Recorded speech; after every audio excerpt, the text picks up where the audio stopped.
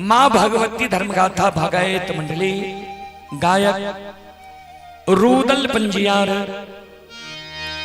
जो ग्राम पंचायत बेलवारा प्रखंड सिमरी बख्तियारपुर जिला सहरसा से चलकर आपके पावन पवित्र नगरी में आप सभी श्रोताओं मां बहनों की सेवा करने के लिए उपस्थित है। सज्जन वृंद, मैं कोई महान गायक नहीं हूं, कलाकार नहीं हूं कि मैं अपने कला से आप सबों को आकर्षित कर सकूं। फिर भी मां भगवती बाबा धर्मराज की तुझ सेवक के रूप में गाकर नहीं तो गुनगुनाकर जरूर सुनाऊंगा। उसमें जो भी त्रुटि गलती हो उस त्रुटि गलती के लिए हम क्षमा प्रार्थी हैं।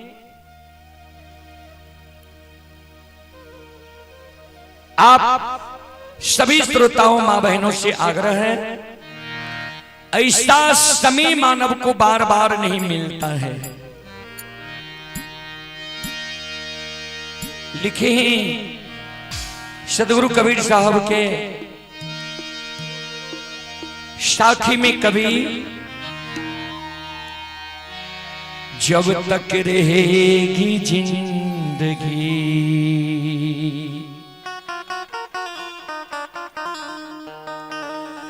फुर्सत ना होगी कभी काम से,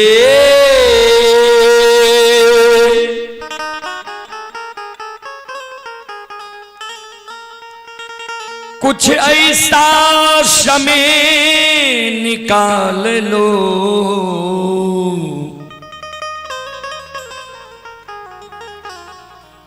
प्रेम कर लो भगवान से। जब तक यह पंचभौतिक शरीर में रमता राम है, जीवात्मा है, तन में प्राण है, तब तक काम से फुर्सत होने वाला नहीं है बाबूजी। फिर भी इसी समय में कुछ न कुछ समय निकालकर भगवान के भक्ति भजन भागवत भागवत में मानव को देना चाहिए, जिससे मोक्ष मिलता है, सद्गति मिलता है, स्वर्ग मिलता है। आपको बहुत संपत्ति है, आपके अंदर राम का नाम नहीं है, राम से प्रेम नहीं है, भगवान से प्रेम नहीं है, कुछ नहीं है। श्रोता बंधु, तो आइए हमारे यज्ञकर्ता महोदय श्री तेज नारायण प्रसाद यादव सेवानिवृत्त शिक्षक के द्वार पर भक्ति प्रसारण सुनने के लिए माइक के माध्यम से हम आपको आमंत्रित करते हैं, हाकार देते हैं। आइए सुनकर के पुण्य के भागी बनिए। और सबसे पहले मैं आप सबों को एक देवी गीत की ओर लेकर चलता हूं, उसके बाद मैं प्रसंग से सेवा करने का प्रयास करूंगा। आप सभी श्रोताओं मां बहनों से आग्रह है, एक बार दोनों हाथ उठाकर मां भगवती बाबा धर्मराज के नाम का जयकारा लगा लें, जिससे गाने वालों का हौसला बढ़ा रहे और सुनने वालों का भी हौसला बढ़ा रहेगा। हेलो,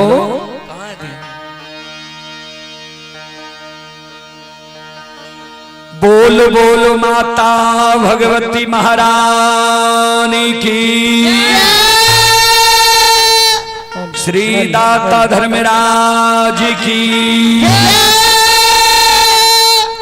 भक्त और भगवान की, महारुद्र बजरंगबली की, उमापति महादेव की, बाबा डिहवार की, संत बाबा कारू खिरहरी की। आइए देवी गीत की ओर। उससे पहले मैं श्रोताओं से आग्रह करता हूं, आप लोग प्रसंग कौन सा सुनेंगे भगत के माध्यम से? कारू बाबा का प्रसंग या एक श्रद्धालु आकर पहले बोले हैं कि हीरा मोती अबला का प्रसंग कहिएगा जो सुभाष बाबू के द्वार पर आप कहे थे खजुराहा। आइए तब तक आप लोग सोच कर रखिए, चलिए देवी गीत की ओर।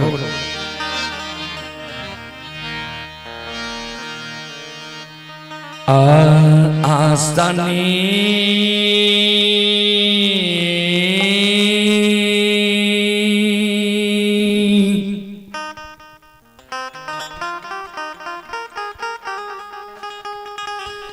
इन पैते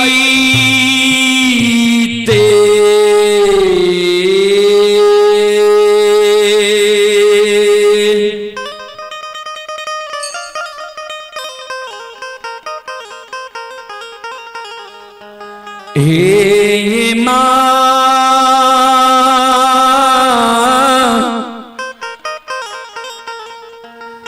तरहता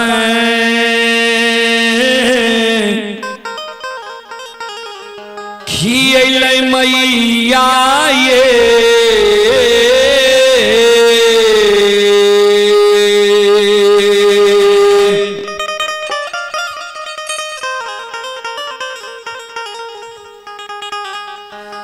जाननी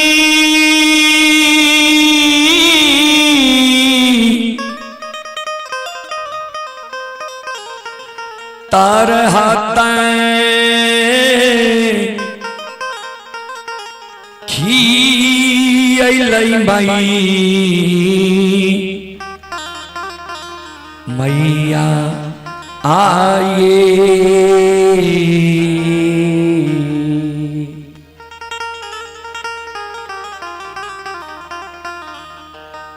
जननी ये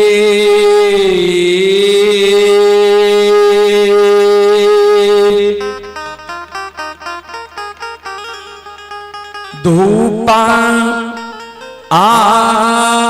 धुआं न जलैते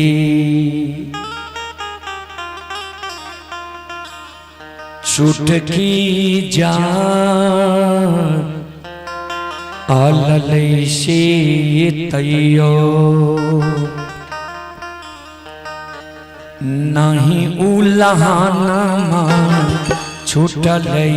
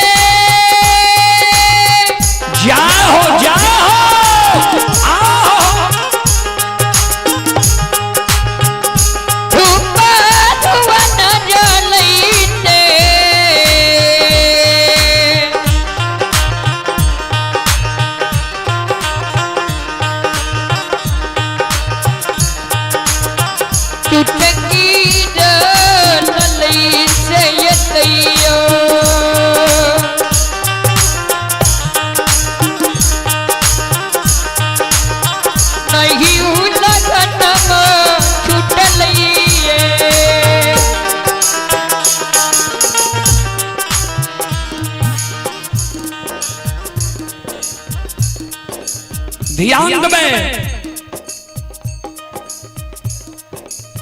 एक अबला, एक बांझी, एक बिचारी दुखियारी मां जगत जननी जगदम्बे भवानी आदि शक्ति भगवती की गहवर के उसार पर जाकर दोनों कर जोड़ के मां जगत जननी जगदम्बे भवानी आदि शक्ति भगवती से आपन दुख, आपन दर्द, आपन कष्ट सुनावे जी मां मैया।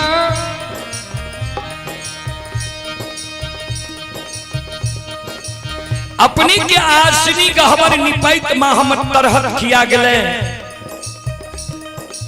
अपनी की गहवर में धूप धुवन जलावत जलावत मां हमर चुटकी जल गले, अपनी की गहवर में चढ़ावे के लेल फूल तोरे तोरे मां नाखून किया गले, अपनी की गहवर में प्रतिदिन सांझ दैत दैत मां प्रत्येक सारी के आंचल जल गले।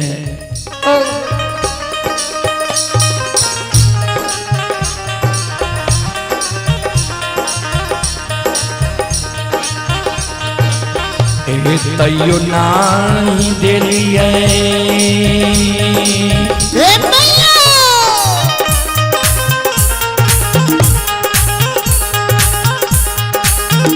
ये माँ गोदी में ललन माये,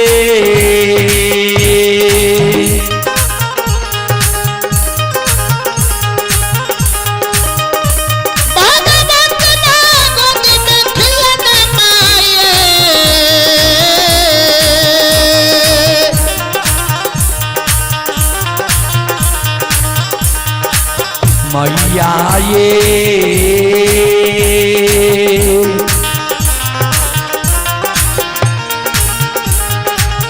हमारा बनलिए,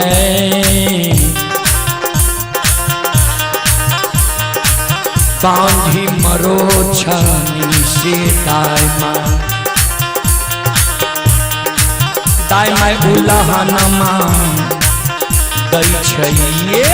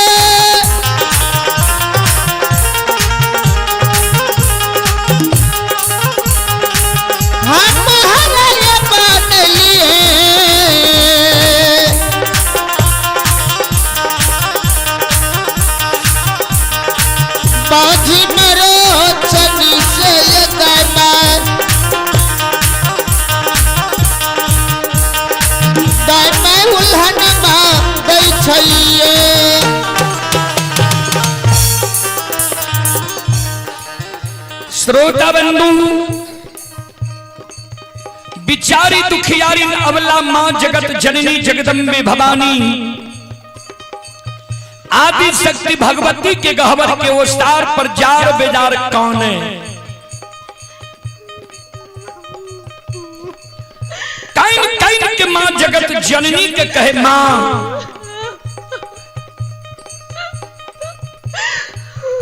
हमरा कोई सजे एगो बेटा बेटी पुत्र पुत्री संतान नींद लिया, ओई कारण नगर समाज के साथ ननंद गोतनी परोसनी हमरा उल्हन दैया उपराग दैया हमर नाम मां बांधी राखनी है। दाई माई के तो उल्हन पराग माँ हम सह ले छी, लेकिन इस समाज में जब दाई माई के घर आंगन हम जाए छी, दाई माई के घर आंगन में दाई माई के गोद में दाई माई के बेटा बेटी के खेलैत देखे छिए। दाई माई के घर आंगन में दाई माई के बेटा बेटी के गोद में हंसै की आवाज सुनै छिए।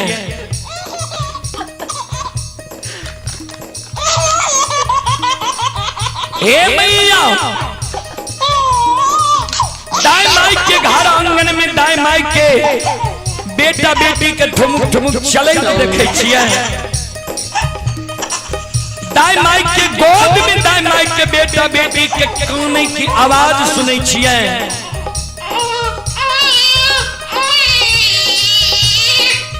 वो आवाज सुन के हमर ही तालैया कि भगवान किया न अभी तक हमरा कोई से एगो बेटा बेटी पुत्र पुत्री संतान दिलकिया। हमरो कोई से भगवान एगो बेटा बेटी पुत्र पुत्री संतान देती है। कोई के जन्मल बेटा बेटी के गोद में खेले तो हमरो अभिलाषा पूर्ण होती है। ए माँ, ए मैया, ए जग जननी माँ,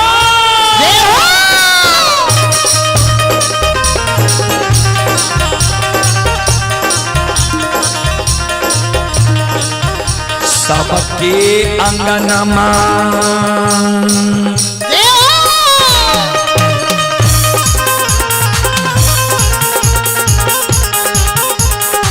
ये माँ खेले छै ललनमा ये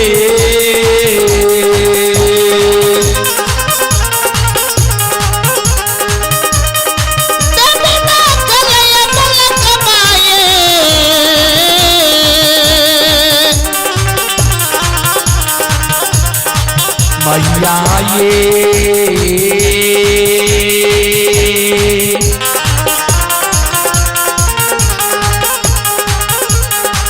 हमारो अंगनमा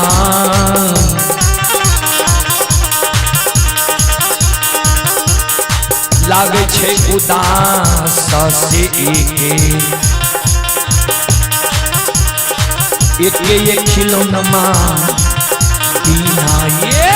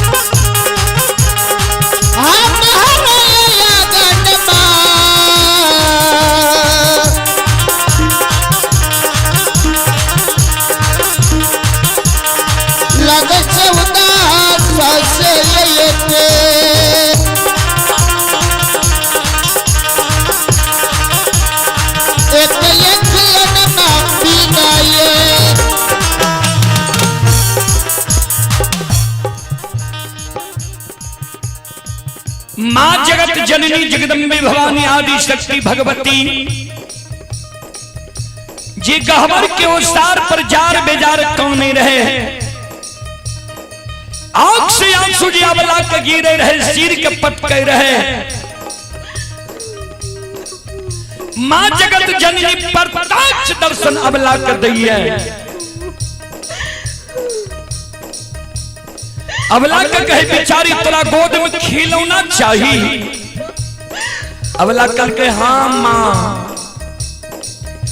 मां जगत जननी कहलकिन जब तोरा गोद में खिलौना चाहिए तोरा हम युवती बता दे छिया, तोरा गोद में खिलौना भे जेता, नहीं आंख से आंसू गिरावा, नहीं जार बेजार काना। ए अबला ए चलखो ए बेचारी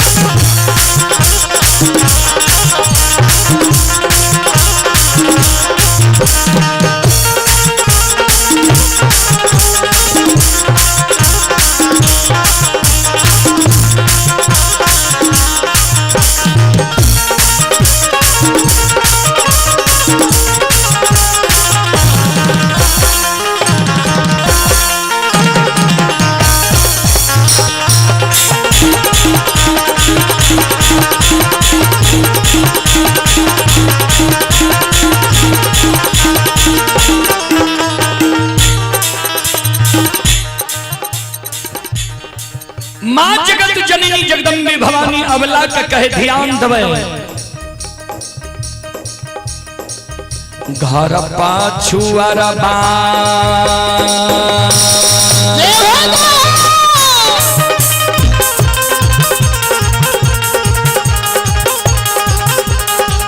अबला बसे छ कुम्हार भैया हे,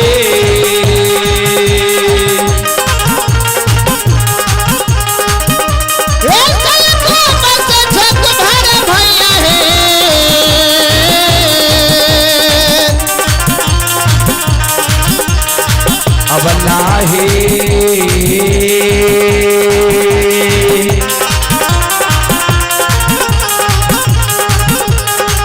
मिट्टी के बालकबा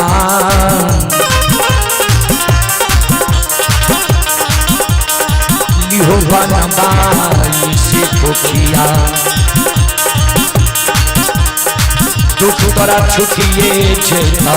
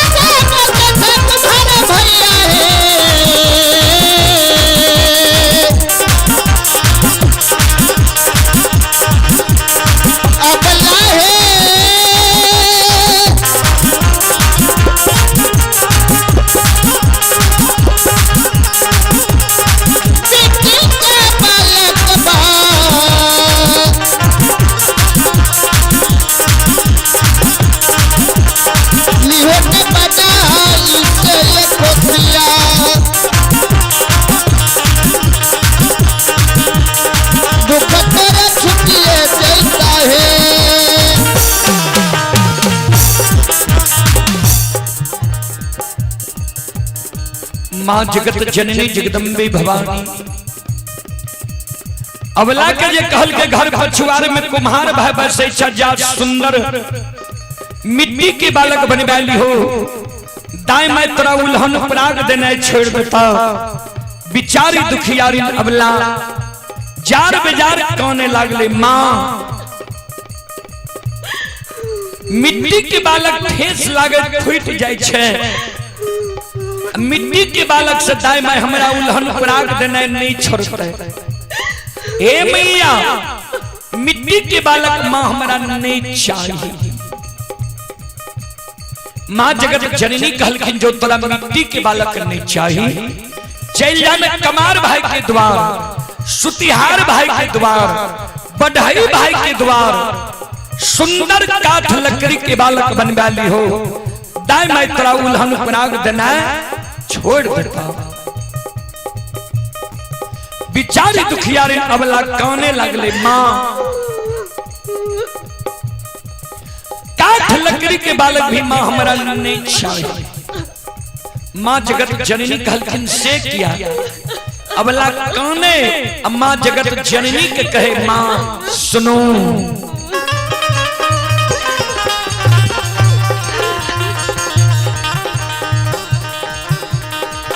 काठ के बालक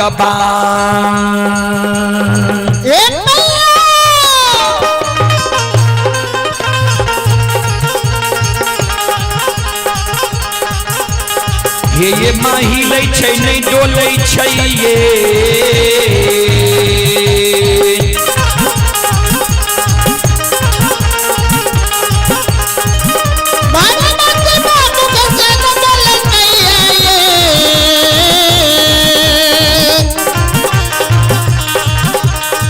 मैया ये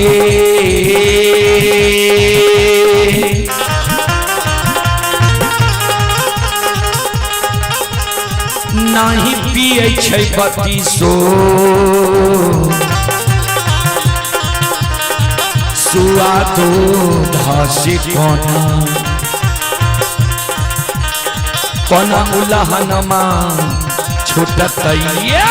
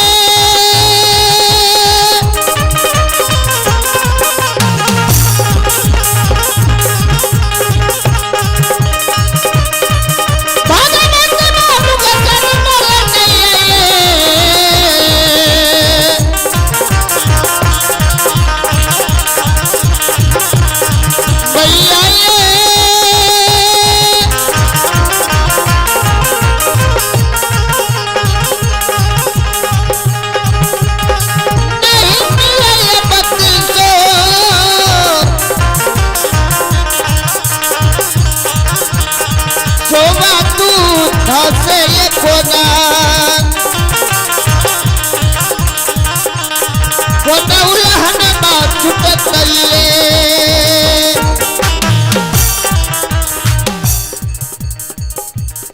ये रात में हमारे अजय बाबू पुरस्कार दिए थे, तब तक में वर्षा आ गई, प्रचार प्रसार भी हम नहीं कर सके। आइए श्री अजय यादवेंदु हमारे श्री तेज नारायण बाबू यज्ञकर्ता के भाई हैं।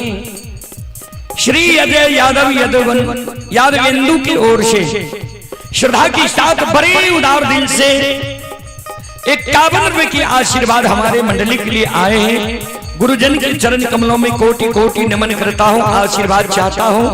और अभी जो यह कार्यक्रम चल रहा है, Rudal Panjiyar YouTube channel, Rudal Panjiyar Facebook page, Maithili hits Bhagat channel पर यह कार्यक्रम लाइव चल रहा है। इसी के जरिए आप ही Sonu Sunil, gram panchayat Barahi, ward number 4, जिला मधेपुरा। और ये श्रद्धालु अभी पाकिस्तान बॉर्डर पर यह कार्यक्रम देख रहा है। श्रद्धालु की ओर से शानदार 51 रुपए की पुरस्कार आए हैं। श्रद्धालु को बहुत बहुत धन्यवाद, लाख लाख शुक्रिया, बहुत बहुत साधुवाद। जय हो दानी श्रद्धालु की जय हो, उनके समस्त परिवार की जय हो।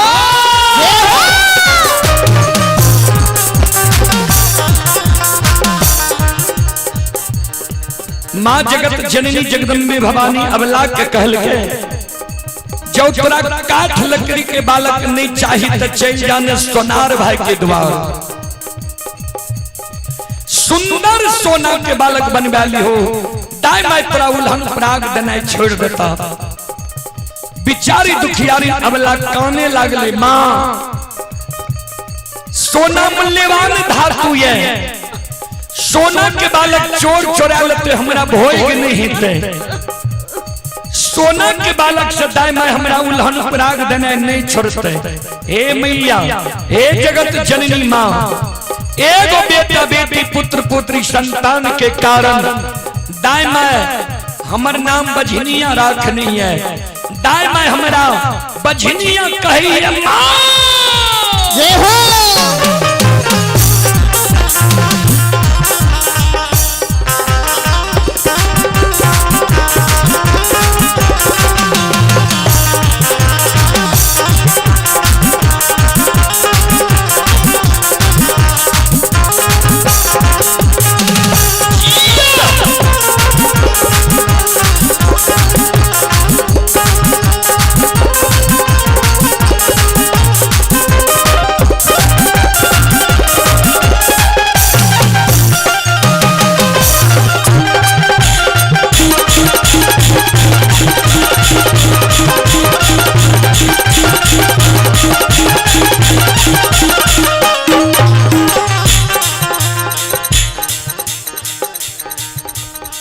माँ जगत जननी जगदम्बे भवानी अबला के कहे बिचारी,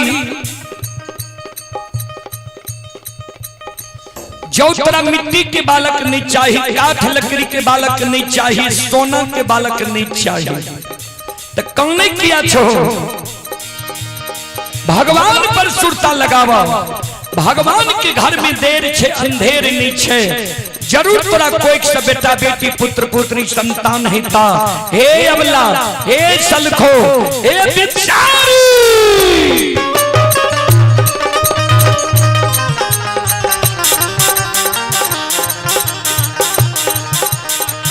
धीरज बांधा धीरा,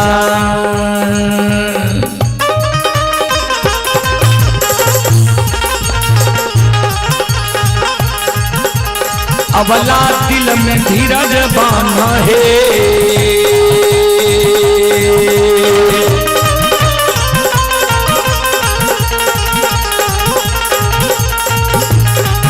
हे बिचारी दिल में धीरज बांधा है।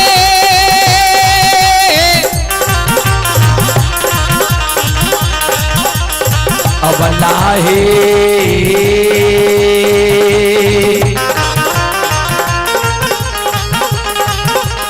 भगवान देता को दिए, मैं लला से कोठिया दुपहरा छुटिए जैता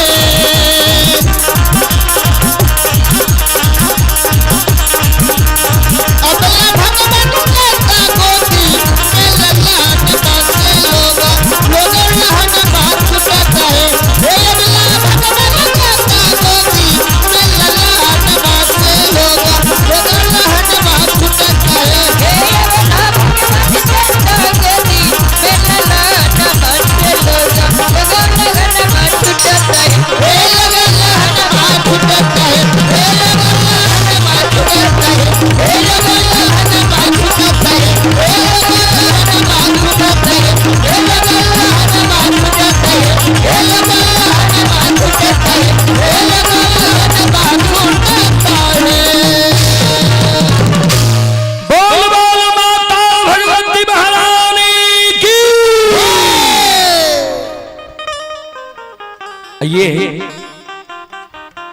पुरस्कार की ओर आप ही इंदल कुमार की ओर से ऑनलाइन 21 रुपए की पुरस्कार आए हैं। भारत महतों की ओर से 21 रुपए की पुरस्कार आए हैं ऑनलाइन फोन पे के द्वारा। श्रद्धालु को बहुत बहुत धन्यवाद, लाख लाख शुक्रिया, बहुत बहुत साधुवाद। जय हो दानी श्रद्धालु की जय हो, उनके समस्त परिवार की जय हो। जय हो। चलो कारू बाबा के प्रसंग अपने सबके बीच राखी, आदेश करियो।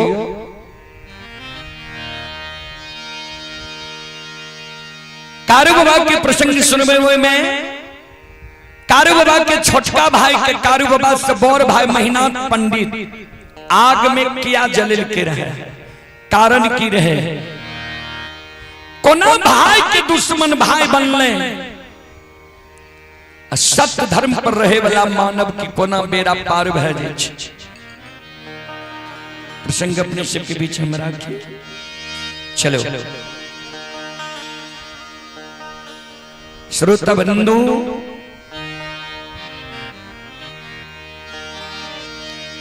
जय दीन कारू बाबा के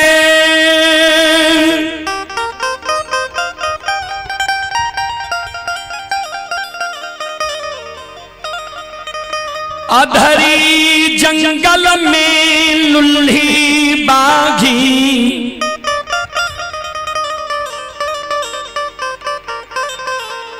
नोछर लगा दिल कई रहे।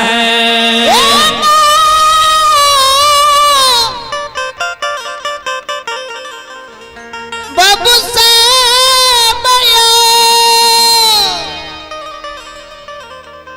ध्यान देवे,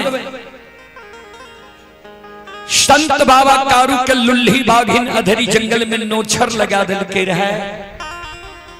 कारण की रहे, पूर्व समय में हमारे यहाँ के बूढ़ा बाबा सब गाय भैंस ला के जंगल जाए कहें बथान डाले ले, डेरा डाले ले, शुभ दिन गुना के तब जाए रहे।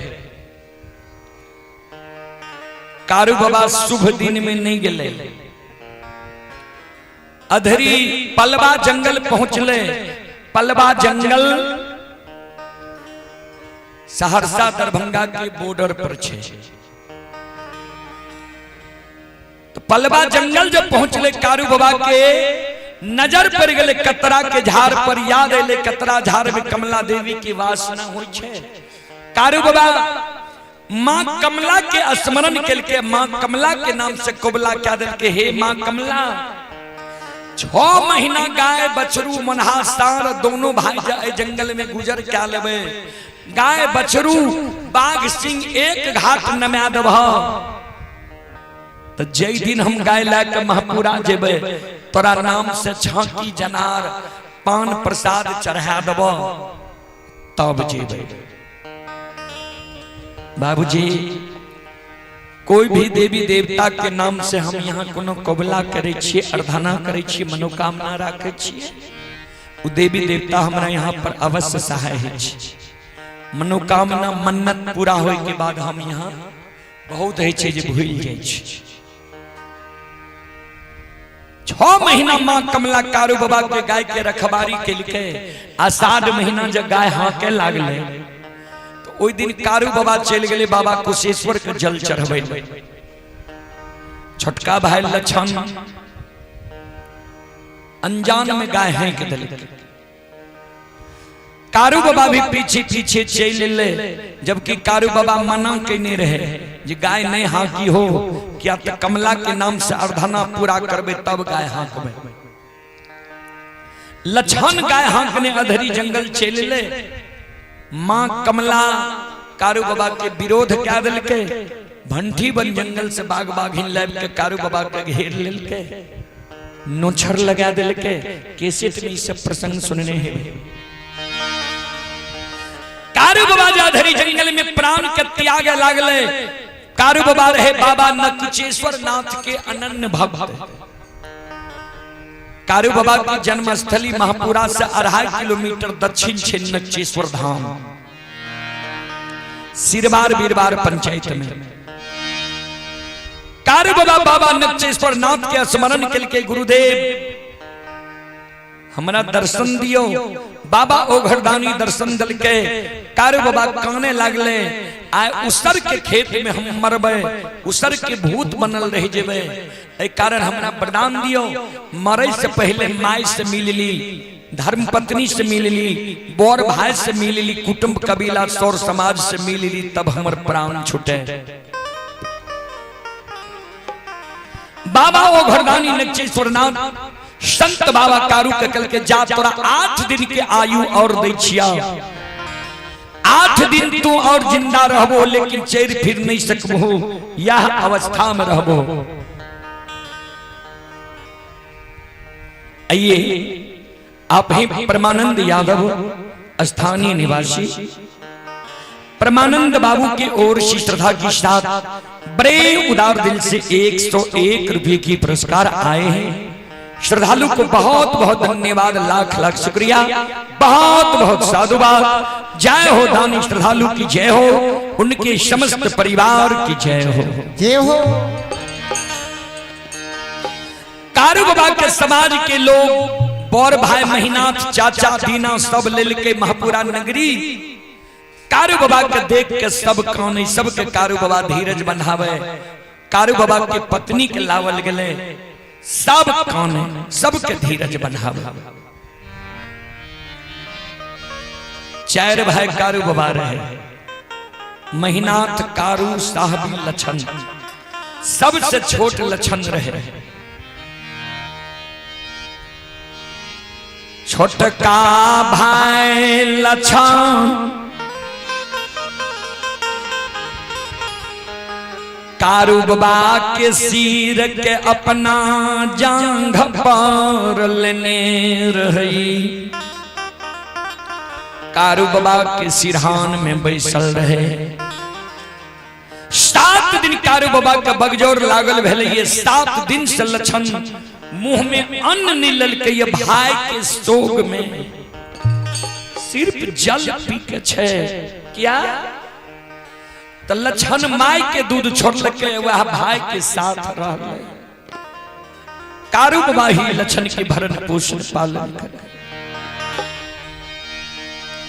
8 दिन कारू बाबा के श्वास कभी रुक जाए, कभी चले लागे, कभी आंख बंद हो जाए, कभी आंख खुल जाए। छोटका भाई लक्षण कारू बाबा के ई दृश्य देख के काने लगा।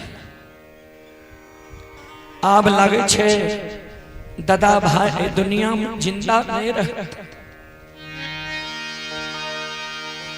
छोटका भाई लक्षण ये काने रहे। लक्षण के 2 बूंद आंसू कारू बाबा के सिर पर गिर गए। कारू बाबा के आंख खुल गए। लक्षण की ओर देखे। लक्षण के कहे सहोदर क्या कहानी छे? नहीं आंसू तोरे टा भाई दुनिया से जा रहो ये। हेरे सबके भाई ये दुनिया में अइलई है। सबके भाई दुनिया से बारी बारी से विदा भैली। नहीं ककरो भाई सदा रहलैया, नहीं ककरो भाई सदा रहता। धीरज बांधने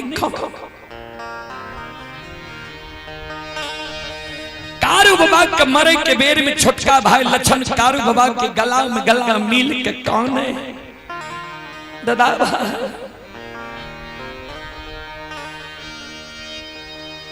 हे हो माई के कोई से जन्म ले लिये।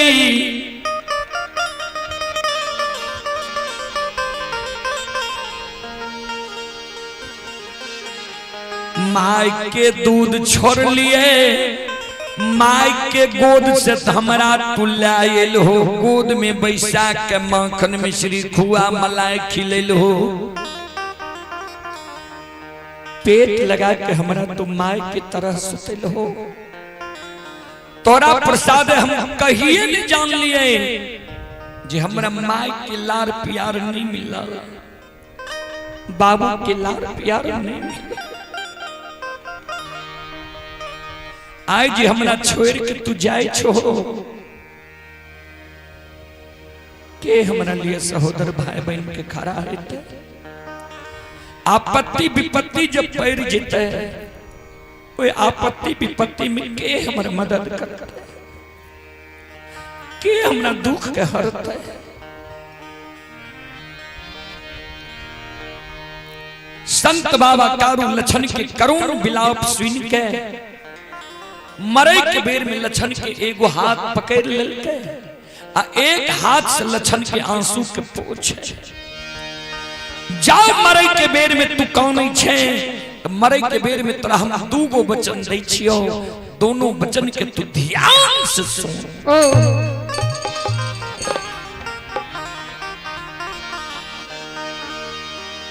हम जब मर जइबै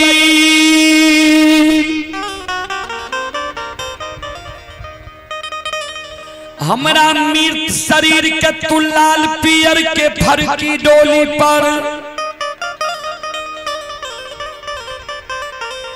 सरहा घाट पर तू ले जइहे।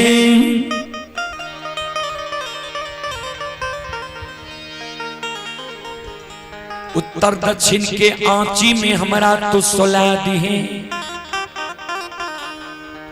समाज के लोग चाहते जे कारू के मुंह में भतीजा आग दिए, यानी महीनाथ पंडित के सुपुत्र मदन,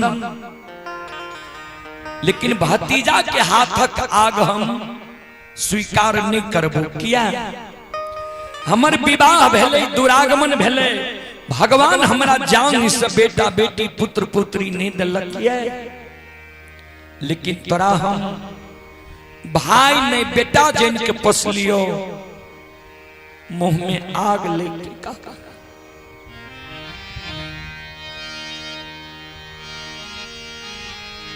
सात बंधन के ऊक बना ली हैं, अचरा कोपिन पहिर ली हैं, जना लोग घूम घूम के माय बाप के मुंह में आग दी। सहोदर हेरो भाई लच्छा आ भाइया के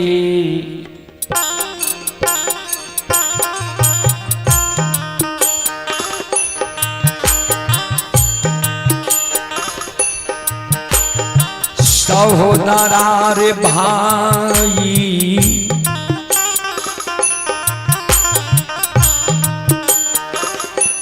या के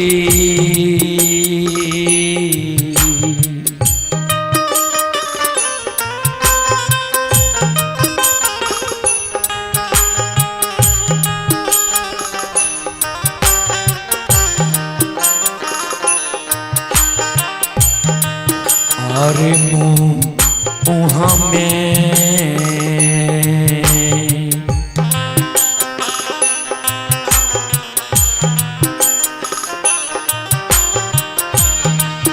ढेर आगिया दिहे रे,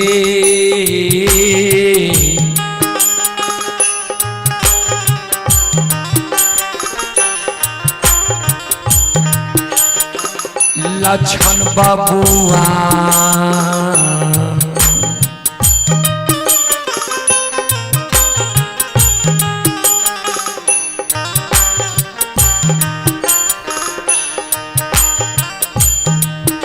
हेरैला छन पूरा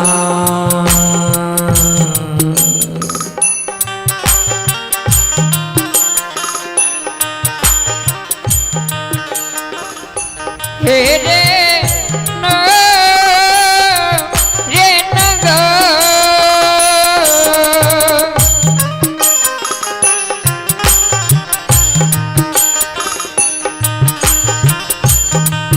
रे नग जाओ जाओ आओ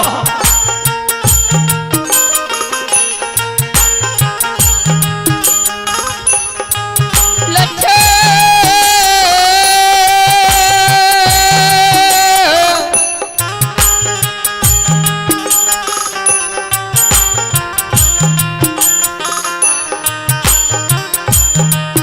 सुख तो डरे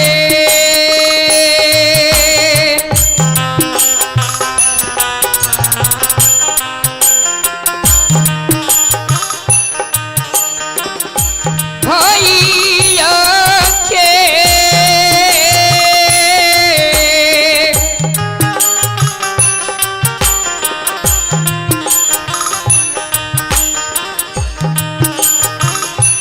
हेरे सहोदर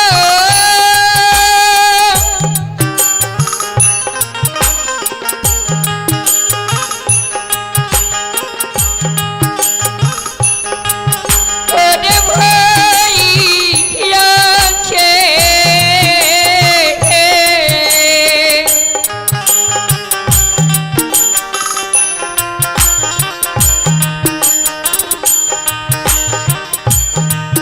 तेरे मुख में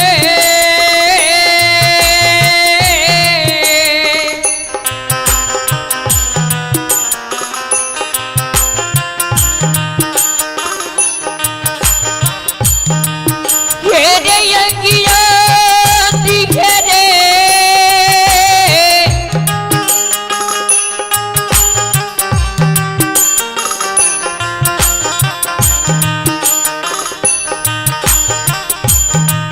रे लच्छन बाबू जाओ जाओ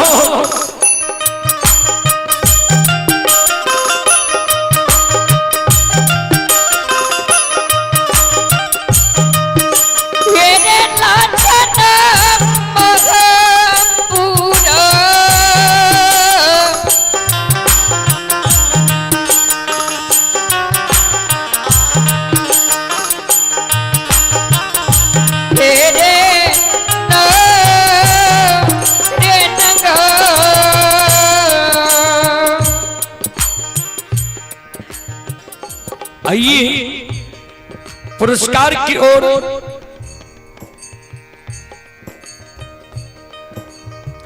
आप ही राकेश कुमार, राकेश कुमार की ओर से श्रद्धा के साथ बड़े उदार दिल से ऑनलाइन फोन पे के द्वारा 21 रुपए की पुरस्कार आए हैं। और आप ही हमारे यज्ञकर्ता महोदय श्री तेज नारायण प्रसाद यादव, सेवानिवृत्त शिक्षक, गुरुजन की ओर से श्रद्धा के साथ बड़े उदार दिल से शानदार 501 रुपये की आशीर्वाद हमारे मंडली के लिए आए हैं। गुरुजन के चरण कमलों में कोटि कोटि नमन करता हूँ, आशीर्वाद चाहता हूँ, भगवान से कामना करता हूँ भगवान गुरुजन के यज्ञ को भली भांति संपन्न करे। जय हो दानी श्रद्धालु की जय हो, उनके समस्त परिवार की जय हो। मैं श्रोताओं से एक बार आग्रह करता हूँ, हमारे मास्टर साहब श्री तेज नारायण बाबू के नाम पर एक बार जोरदार ताली से स्वागत करें।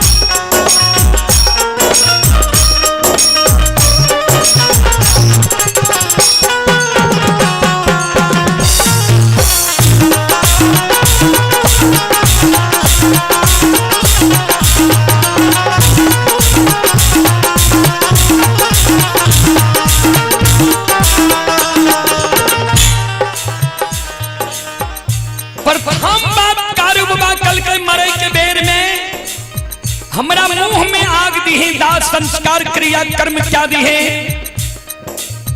दोसर वचन ध्यान से सुन, तू जे मरे के बेर में कौन छी, जे मरे के बाद के सहारा बनता है। तो जहिना तू जिन्ना में हमरा बड़ भाई पिता तुल्य मानने अइले, हमहू तोरा छोट भाई अनुज भाई पुत्र के समान होय छे मानने लियो। मरलो में जब तू हमरा वह समान मान में, हमरा सारा कनिप में, हमरा सारा पर धूप दीप अगरबत्ती जले में, हमरा सारा पर एक चिलम गाजा चढ़े में, हमरा सारा पर दूध के धार दबही, श्रद्धा और विश्वास राख भी। मरे के बेर में तोरा हम वचन दे के जाय छियो, हमरा मरे के बाद भी जो तोरा कोनो दुख पड़ जेतो, विपत्ति पड़ जेतो, ओई दुख विपत्ति में हमर पुकार कर भी जे हो कारू भैया हमरा दुख पड़ गलैये, विपत्ति पड़ गलैये, हमर सहारा करहो, मदद करहो। तो मरे के बेर में वचन दे के जाय छियो, ध्यान से सुन।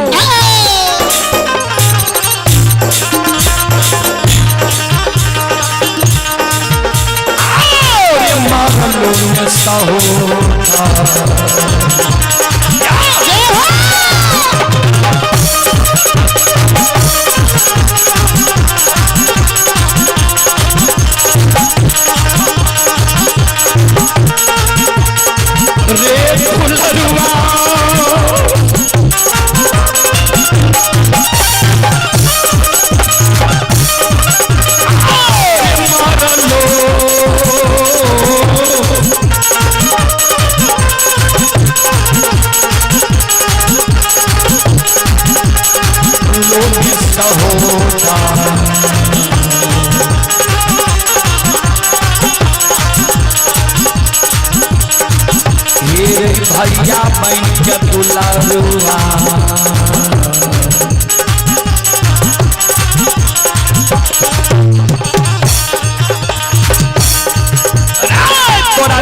रहा बौरे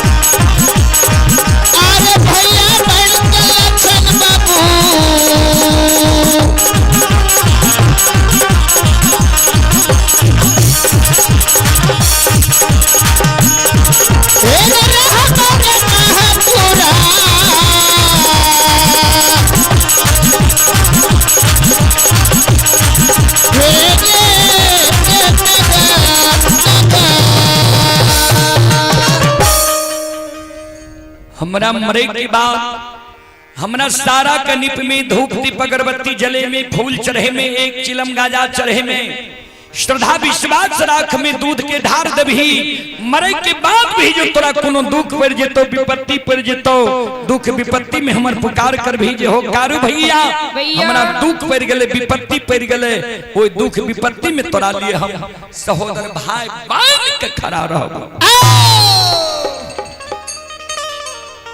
इतना गो शब्द कही के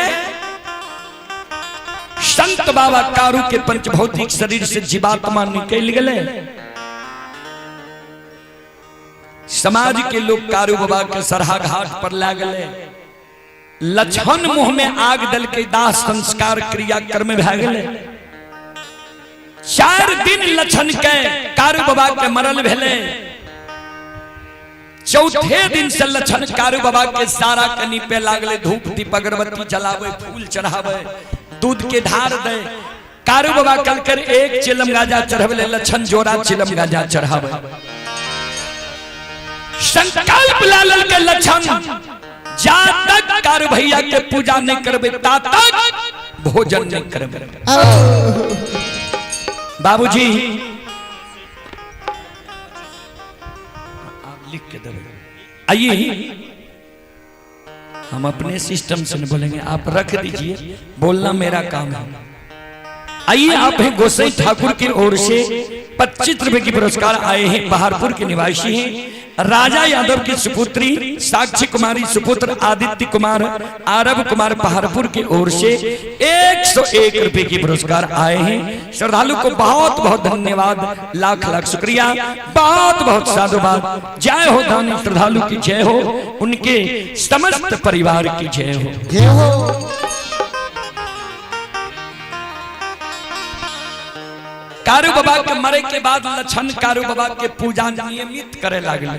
संकल्प ले लेलके जा तक कारू भैया के पूजा नहीं करबे ता तक भोजन नहीं करबे। बाबूजी 6 महीना कारू बाबा के मरल भेलैये आ 6 महीना से छोटका भाई लछन कारू बाबा के पूजा कइने आब रहले। एक तो यादव वंश में कारू बाबा से बौर भाई महीनाथ काशी में पढ़ के ज्योतिष पंडित विद्वान आचार्य के उपाधि लेके रहे। बनगांव महिषी के ब्राह्मण बाबा विद्वान लोग महीनाथ बाबा का हंस दुष्ट के मारे विद्वानक सभा में जे यादव वंश में कहीं पंडित भेलाइए। वह वंश में लछन भूत के पूजा करे लागले, सारा के पूजा करे लागले, मिट्टी की पूजा करे लागले। ब्राह्मण बाबा सब मन में सोचे जय वंश में काशी के परहल पंडित ज्योतिष विद्वान आचार्य वही वंश में भूत के पूजा है भगवान। जय दिन महीना पंडित गौर पर चढ़ जेते वही दिन ने पूछबे आज 6 महीना कारू बाबा के मरल भेलैया आय महीना तो बाबा गौर पर चढ़ गेल पाखर के पेड़ तर बैस के महीना तो बाबा पोथी पुराण पढ़े छे समाज के लोग के पढ़ के समझावे छे महीना तो बाबा के विषय छिए मानव जे मर जाय छे कर्म के अनुसार दोसर योनि में जन्म होय छे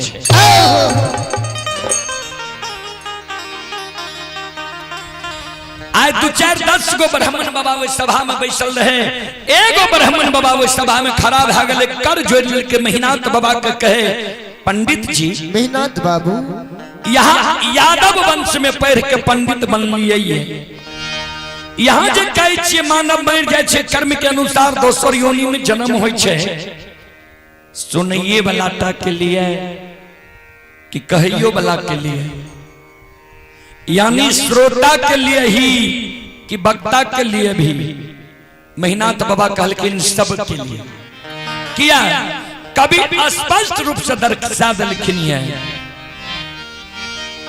कर्म प्रधान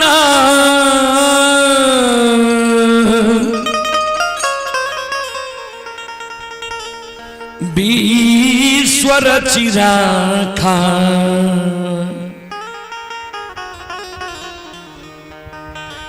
जो जस करई तास फल चाहा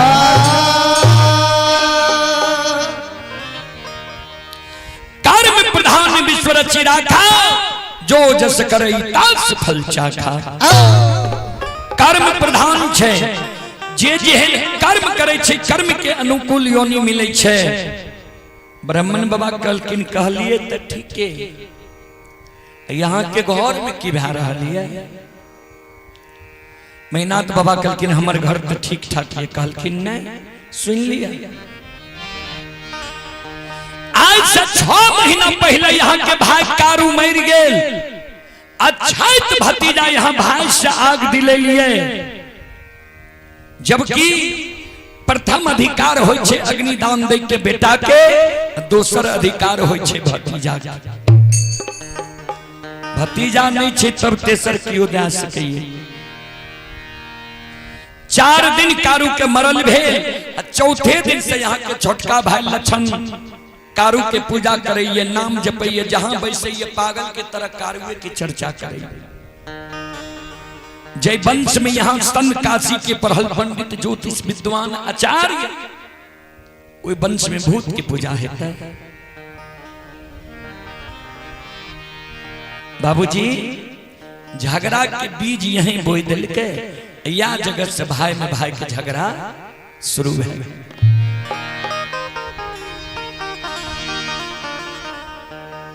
सभा समाप्त भ गेलै मेहनात बाबा मन में सोचलकै ठीके कहे छे लक्षणा जे कारू के पूजा नहीं छोड़ते विद्वान लोग हमरा के विद्वान के सभा में मारइए आप लक्षण के समझावे पड़ते सांझ के लक्षण एलिए गाय चरा के लाठा बथान पर गाय के रोक दिलकैये मेहनात बाबा अपने से टुहर ले ले लक्षण के इशारा से बोला के बगल में बैठा लेलकै लक्षण के समझावे लक्षण सुनै छियै तू कारू के पूजा करे छो नाम जपै छो जहां बैसो छो कारुए की चर्चा करे छो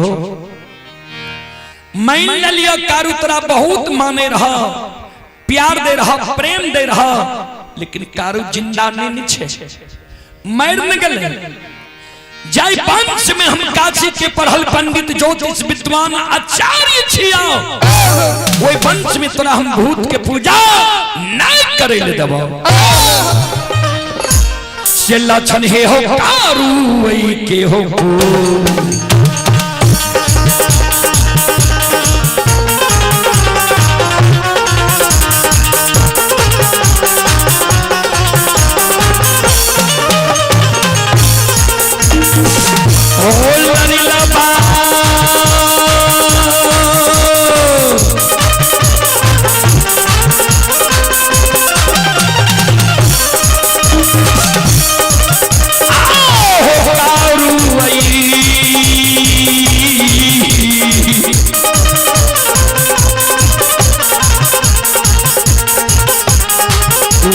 के पूजा हो।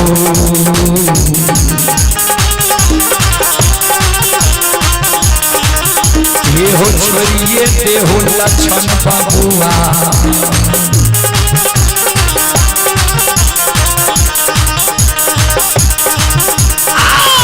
लक्षण महापुरा हो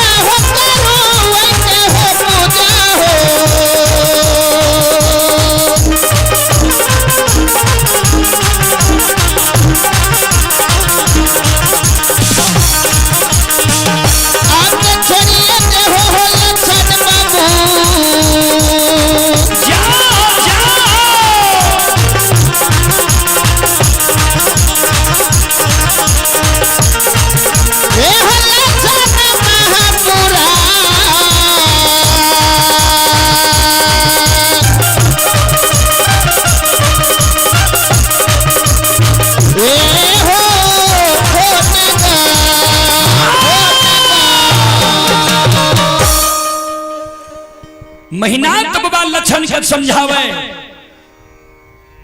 कारू के पूजा करना छोड़ दे, नाम लेने भूल जा।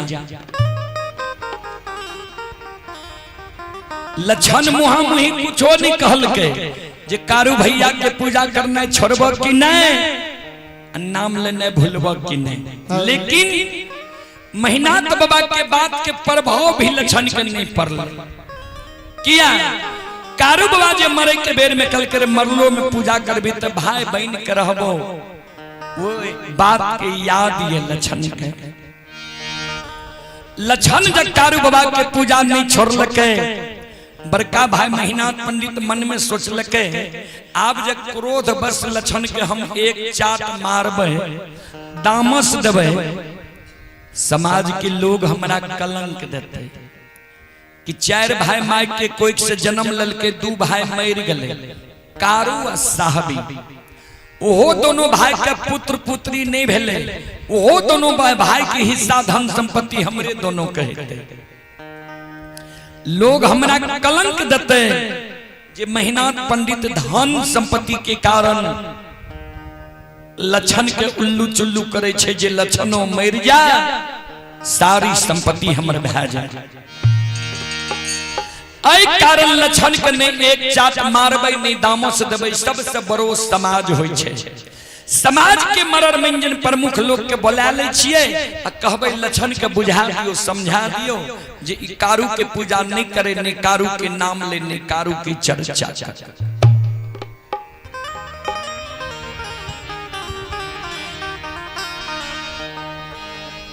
आय महीनाथ बाबा महपुरा नगरी के,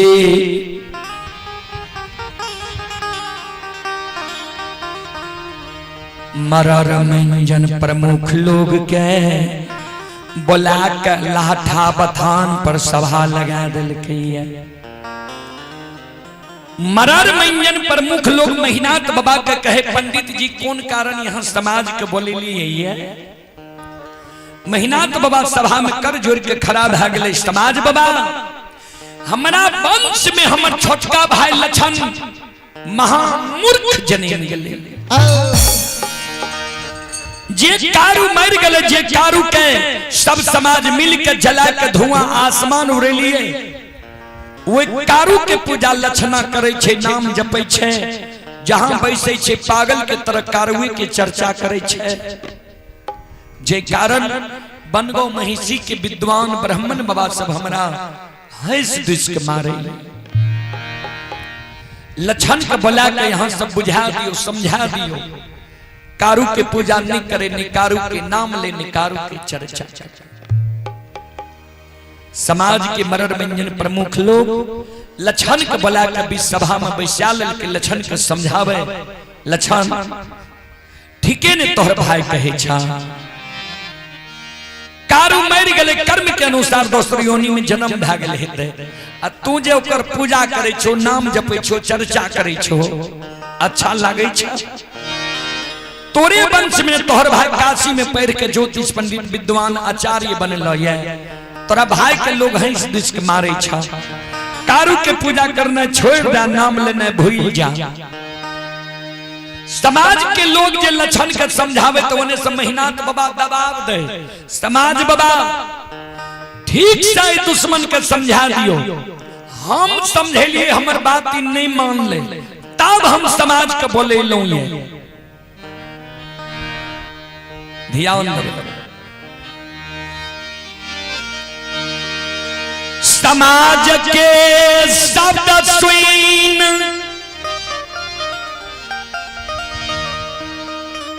महीना थपबा के व्यवहार देख के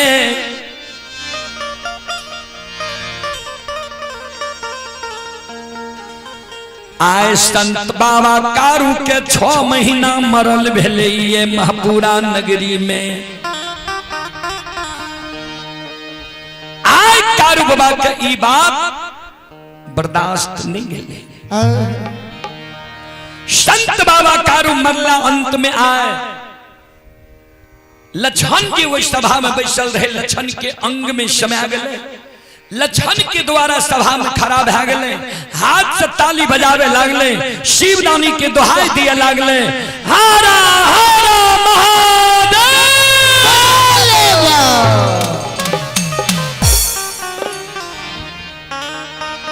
संत बाबा कारू आए प्रथम बार मरे के बाद वो सभा में ध्यान से सुनबे। आमान या के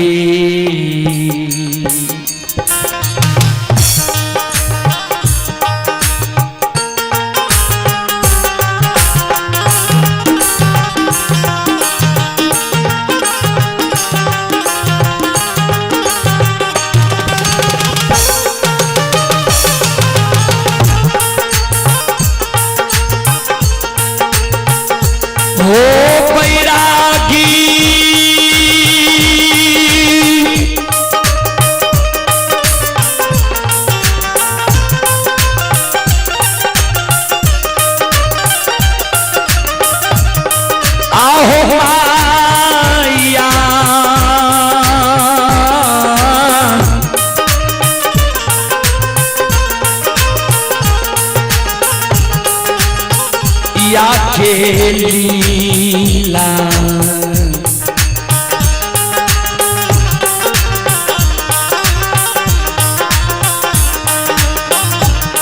और छई छई हो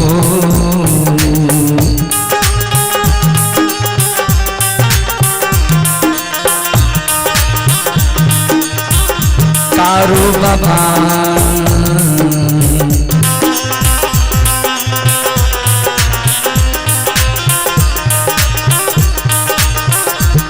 हे हो बाबा सभा के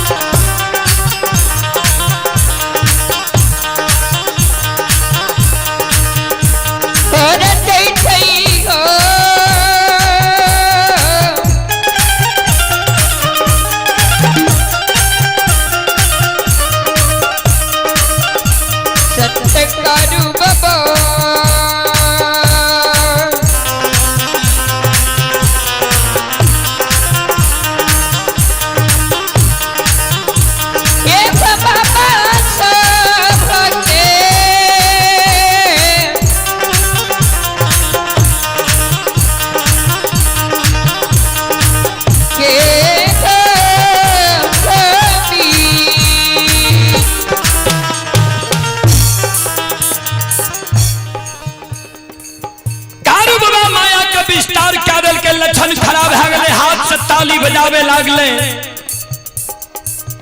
शिवदानी के दुहाई दिए लागले। समाज के लोग जब लक्षण के व्यवहार के देखे,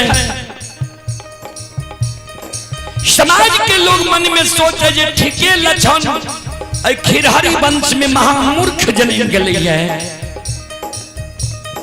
दिखाते महिनाथ पंडित समाज का बोले के जे लक्षण के बुझा दह समझा दह। आ ई दुश्मन हाथ से ताली बजबै छे, शिवदानी के दोहाई दै छे।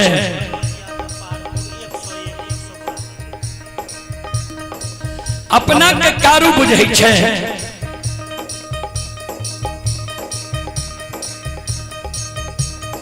समाज के शब्द सुन के लक्षण के व्यवहार देख के आए बड़का भाई महिनाथ पंडित के क्रोध बर्दाश्त नहीं गले। आइए आप ही श्री मनोज बाबू पहाड़पुर, श्री मनोज बाबू पहाड़पुर की ओर से 101 रुपए की आशीर्वाद हमारी मंडली के लिए आए हैं। गुरुजन के चरण कमलों में कोटि कोटि नमन करता हूँ, आशीर्वाद चाहता हूँ, भगवान से कामना करता हूँ भगवान श्रद्धालु के मनोकामना को पूर्ण करे। माँ सरस्वती परिवार में बाल बच्चे को सद्बुद्धि सद्ज्ञान दे। बाबा भोले भंडारी भंडार को भरे रखे। जय हो दानी श्रद्धालु की जय हो, उनके समस्त परिवार की जय हो।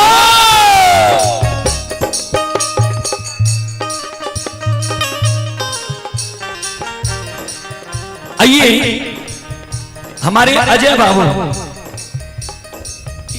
श्री अजय यादव यादवेंदु, हमारे यज्ञकर्ता महोदय श्री तेज नारायण प्रसाद यादव सेवानिवृत्त शिक्षक के भाई हैं। श्री अजय यादव यादवेंदु की ओर से हमारी मंडली के लिए आशीर्वाद स्वरूप शानदार 101 रुपए की आशीर्वाद आए हैं। गुरुजन के चरण कमलों में कोटि कोटि नमन करता हूँ, आशीर्वाद चाहता हूँ, भगवान से कामना करता हूँ भगवान श्रद्धालु के मनोकामना को पूर्ण करे। जय हो दानी श्रद्धालु की जय हो, उनके समस्त परिवार की जय हो।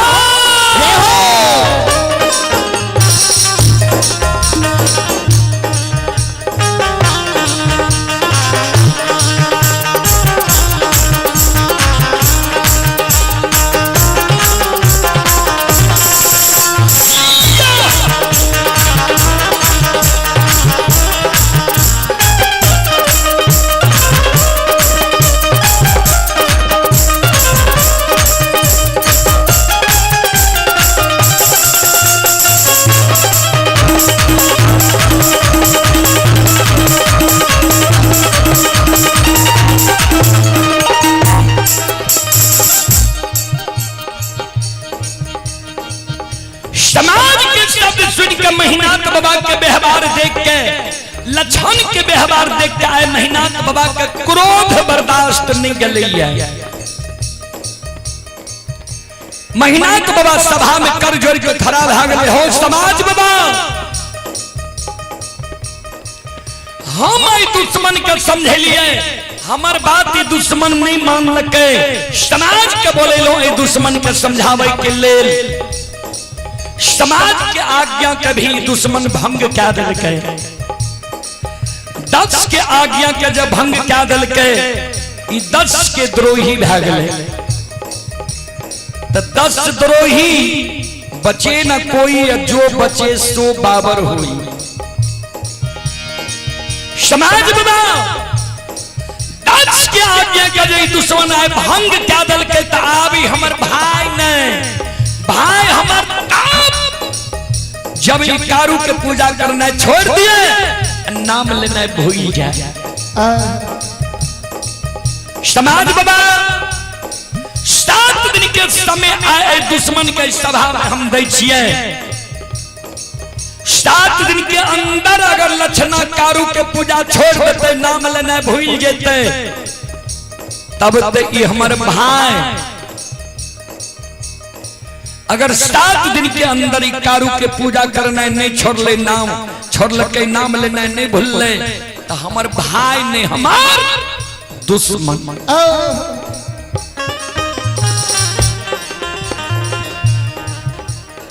लक्षणा जो हमरा लिए दुश्मन बन जेते तो हम एकरा लिए 8 दिन जल्लाद बन के खड़ा है। 7 दिन के अंदर जो लक्षणा कारू के पूजा नहीं छोड़ते, नाम लेना नहीं भूलते, 8 दिन 7 गो गाछ चंदन छे पोखर के महार पर कारू के हाथ के लगा 7 गाछ चंदन के कटवा देवे, चेला चिरवा देवे, अघनुआ लार के ढेरी के तरह सरहा घाट पर चंदन के चेला के ढेर लगा देवे।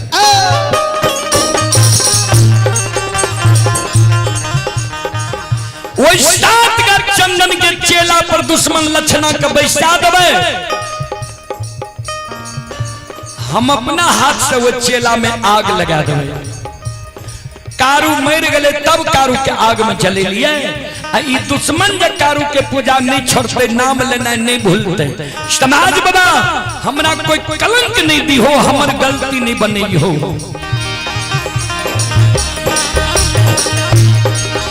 आओ ये जीना दे दुश्मन मां के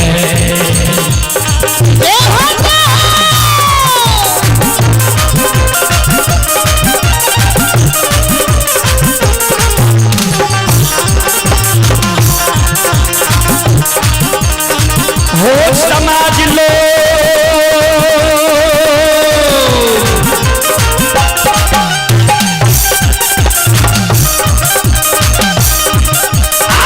हो जीन दे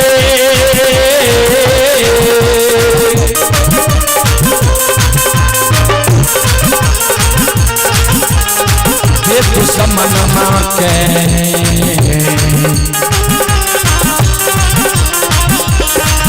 ये हो आग में जला के समाज बाबा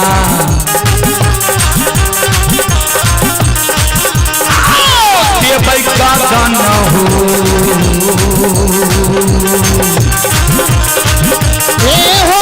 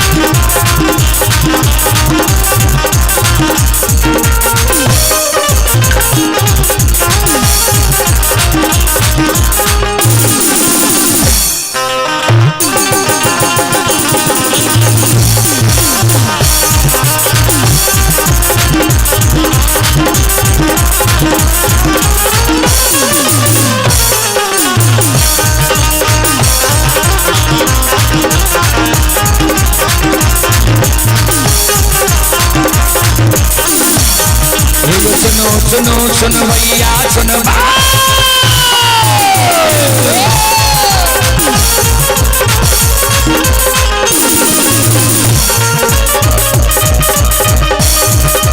सुनो सुनो सुनो भैया सुनबे योग भैया बज भैया सुनबे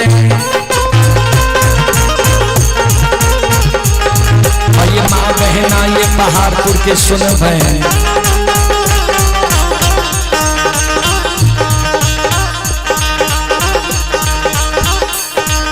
ये धर्म की बात पर सुनब हे मालिक की लीला सुनब परवर लीला सैर चल गए माया लगे लगे रासर चल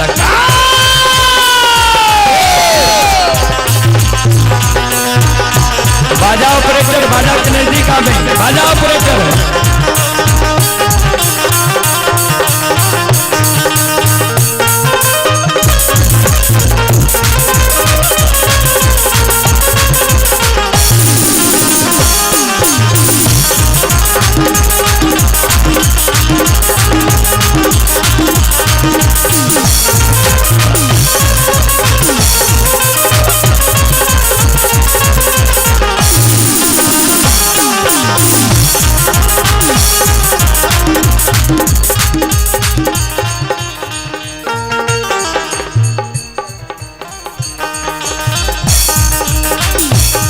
हे यो भागत बेर भगवती के सुमरा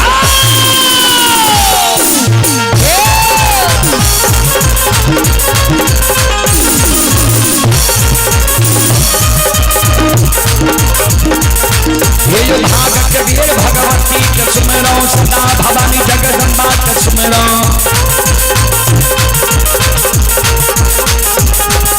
विद्या के दाता सरस्वती के सुमरा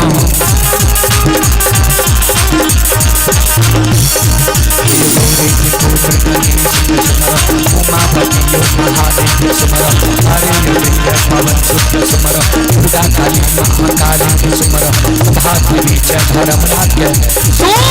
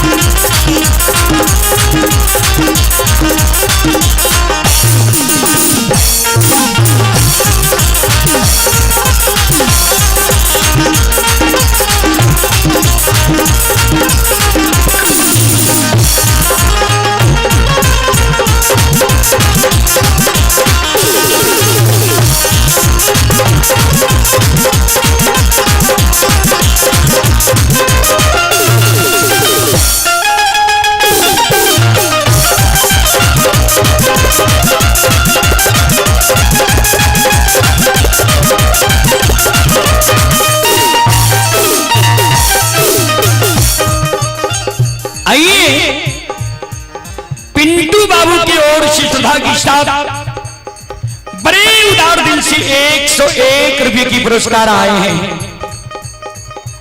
श्रद्धालु को बहुत बहुत धन्यवाद, लाख लाख शुक्रिया, बहुत बहुत साधुवाद। जय हो दानी श्रद्धालु की जय हो, जय हो दानी श्रद्धालु के समस्त परिवार की जय हो।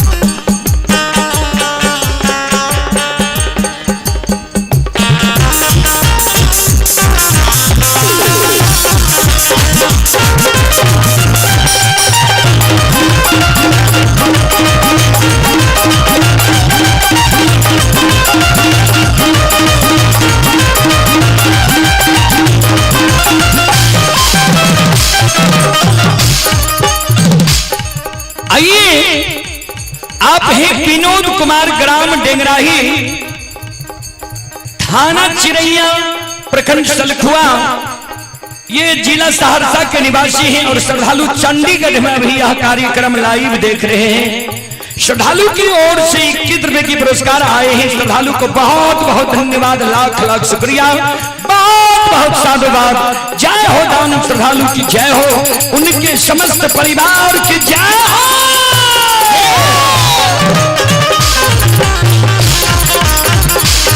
ये हो भला बाबा भंडार का भैरी ये भी हो।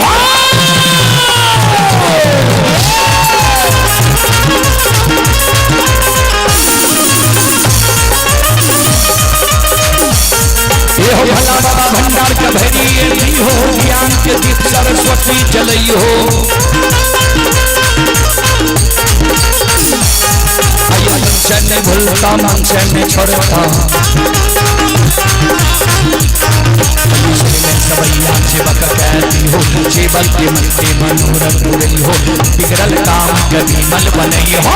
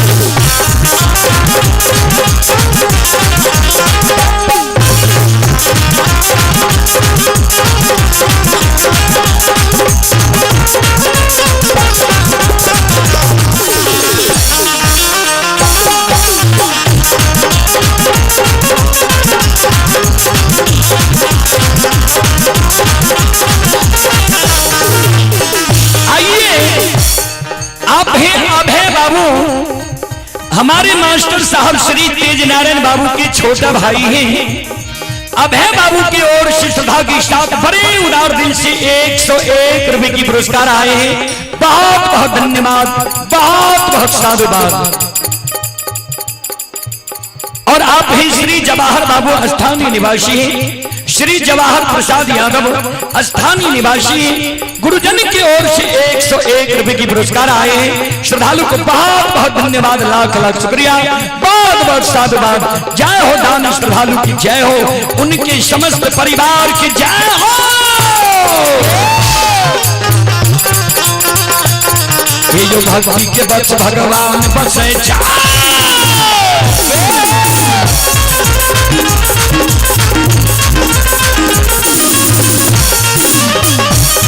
ये भक्ति के वक्त भगवान बसई चाहिए, सब मालिक के भक्ति करल के। आइए मन तन धन से भजबे करल के।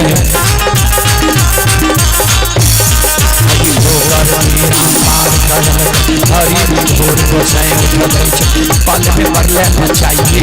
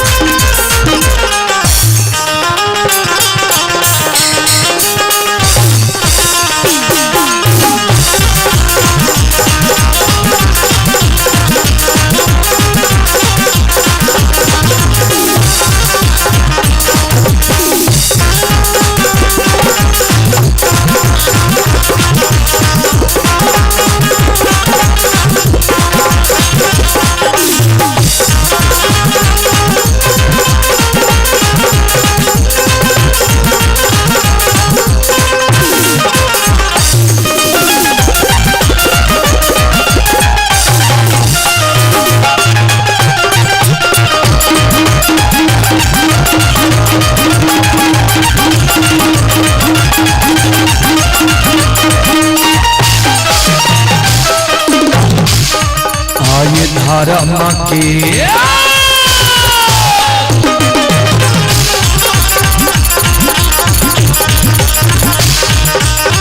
यो बाबा धर्म के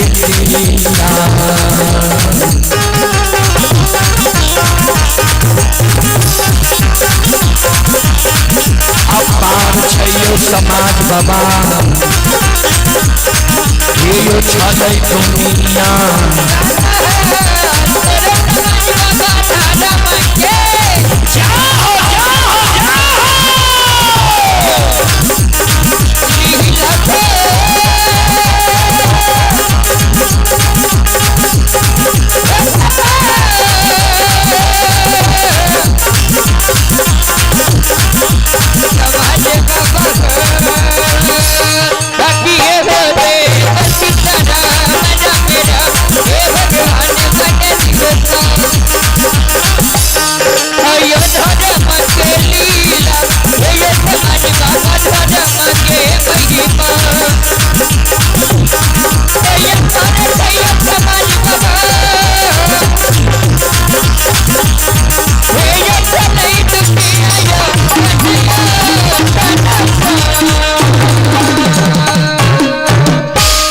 धर्म के लीला यही दुनिया में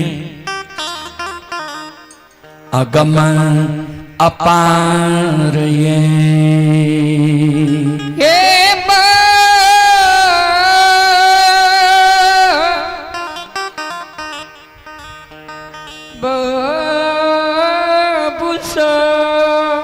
धर्म के लीला अगम अपार कोई पावे न पार गुण गावे हजार भाग करे जय जयकार संत शिरोमणि त्रोदा बंधु मां बहन बाबू भैया सब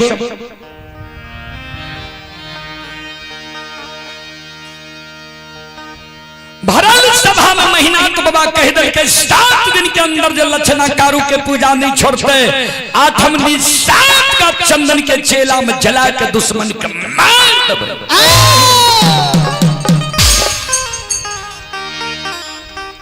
सभा भंग भाग गए सब अपना अपना घर द्वार गए वो बात के प्रभाव लक्षण के नहीं पड़ल जे कारू भैया के पूजा जब नहीं छोड़बे तो बड़का भैया हमरा आग में जला के मार देते। भक्त होय छे बाबूजी निडर निश्चल कारू बाबा के पूजा लक्षण करते रह गए। आए 7वें दिन बड़का भाई महीनाथ पंडित मन में सोचे जे लक्षणा कारू के पूजा छोड़लकै कि नहीं नाम लेना भूललै कि नहीं एक बार देखल जाए।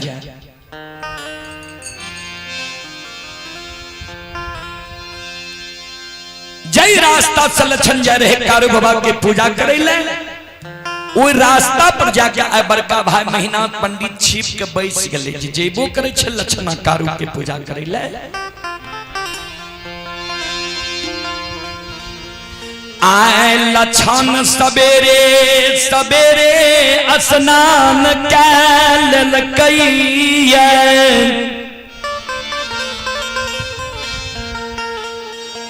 फूलडाली में फूल लाल कैया धूप दीप अगरबत्ती लाल कैया कमंडल में दूध लाल कैया एक हाथ में फूल डाली दूसर हाथ में कमंडल में दूध ला के जा रहे है कारू बाबा की पूजा करे।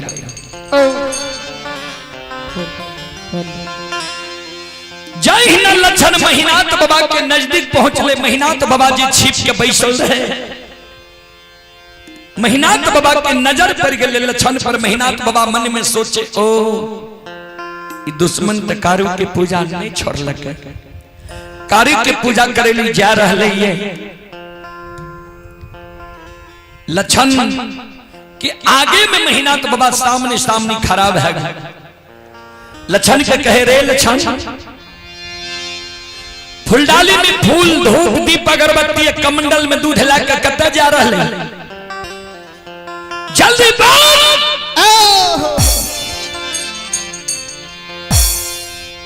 ध्यान देवे 12 बरस लक्षण की उम्र हो रहे आज तक लक्षण बड़का भाई महीनाथ पंडित के मुहा महीने बोले ले रहे। आज महीनाथ बाबा कल के जे फूलडाली में फूल धूप दीप अगरबत्ती कमंडल में दूध ला के कते जा रहे है। लक्षण सिर नीचा के नीचे सकुचा के बोले जे मंझला भैया कारू के पूजा करे ले सरहा घाट पर जाय छी इतने को बात का लक्षण बोलले महिनाथ बाबा के क्रोध के सीमा नहीं रहले।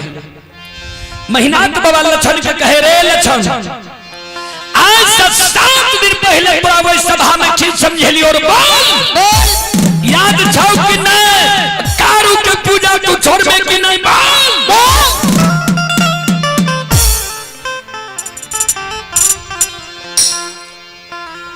महिनाथ बाबा के क्रोध देख के लक्षण के शरीर थर थर थर थर कांपने लगा।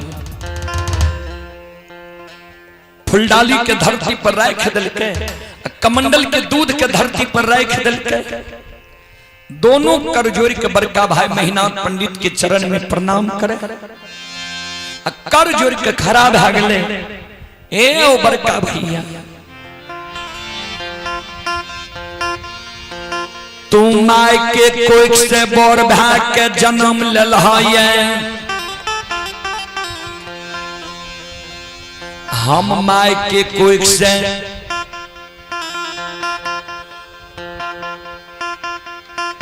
छोट भाग के जन्म ले लिए।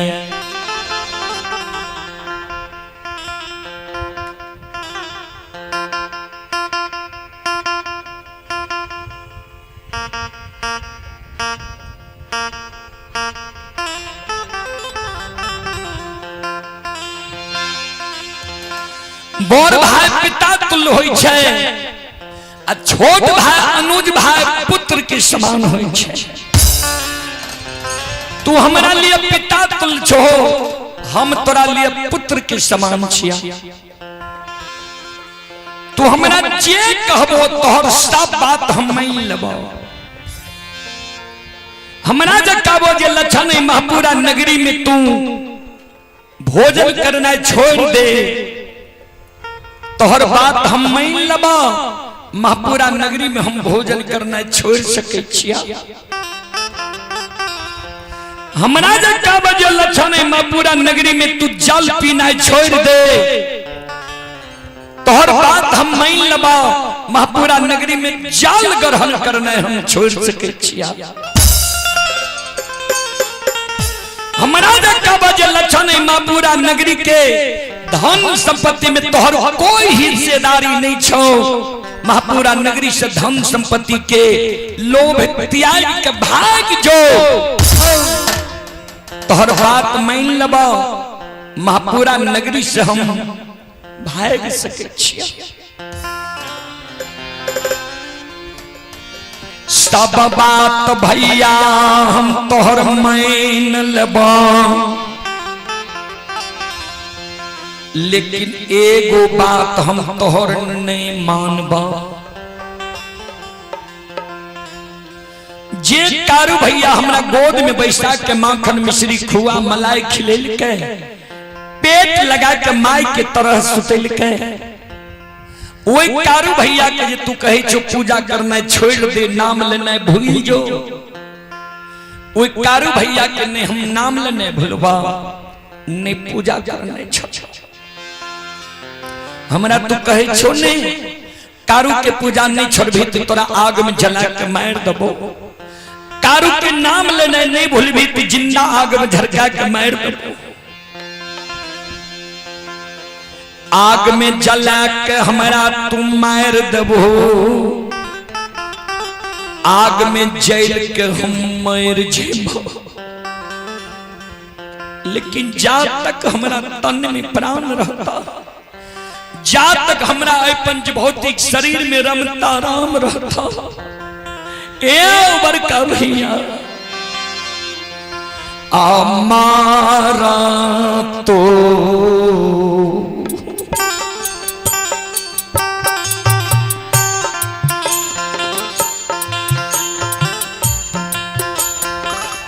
बड़का भैया मारा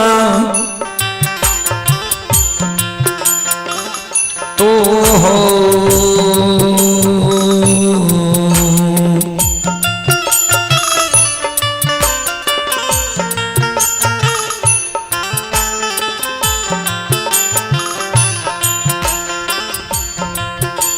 होता अमन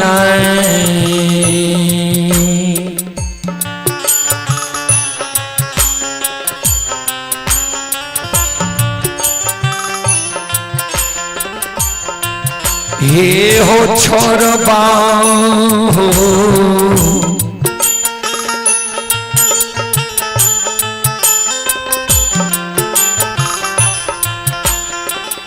बड़का भैया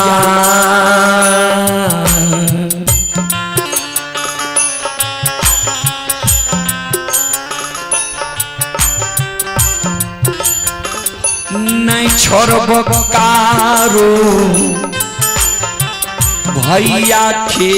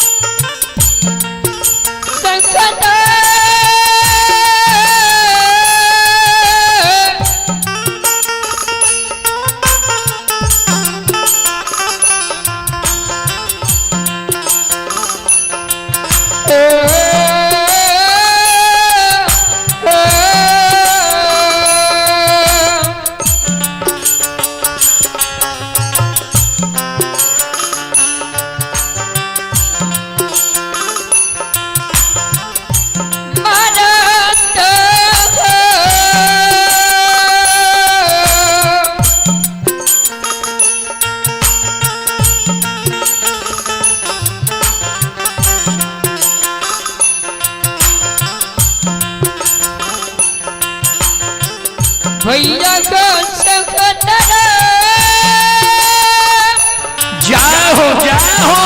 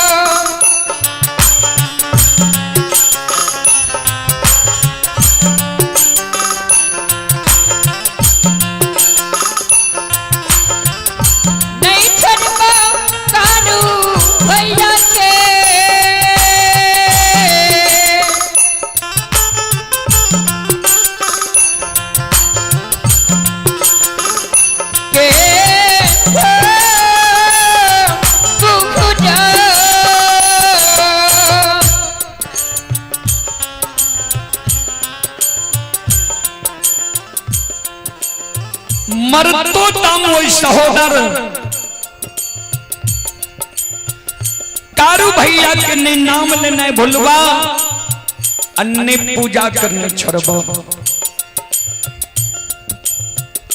इतनी को बात लक्षण बोलले महिनाथ बाबा के क्रोध की सीमा नहीं रह गई। महिनाथ बाबा लपेट के लक्षण के कालर पकड़ लेलके ऊपर ले गए धरती पर छोड़ देलके।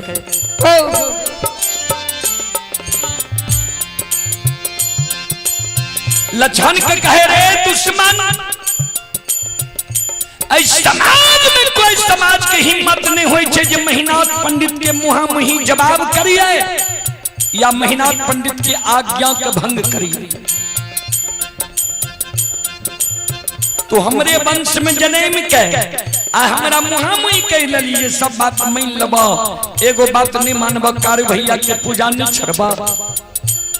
जा तू कारू के पूजा नहीं छोड़बे तो तुम मरे के लिए तैयार बैठो।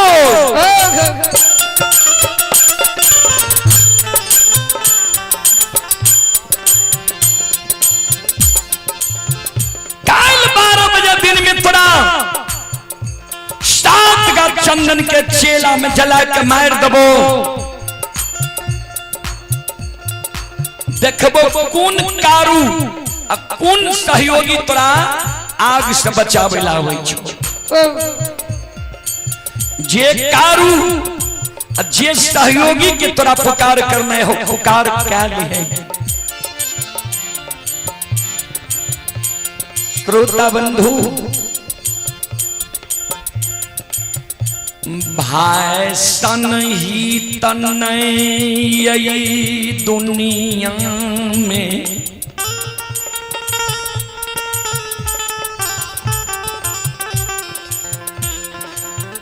भाई सन दुश्मन नहीं हुई। भाई सन हित नहीं, भाई सन दुश्मन।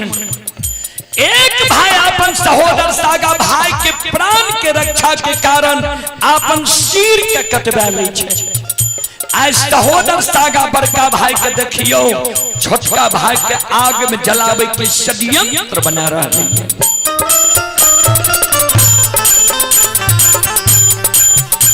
शिरोमणि श्रोता बंधु, आओ ये भाई आगे तू समान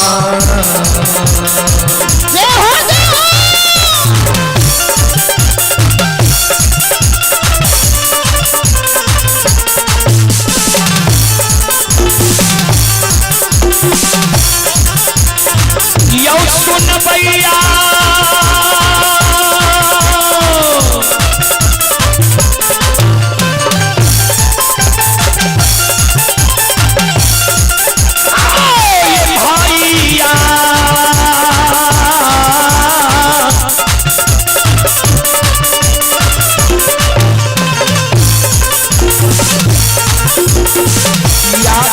तू समान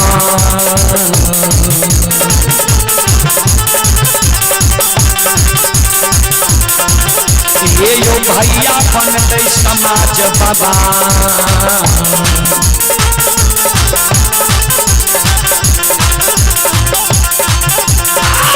बनले महापुरा।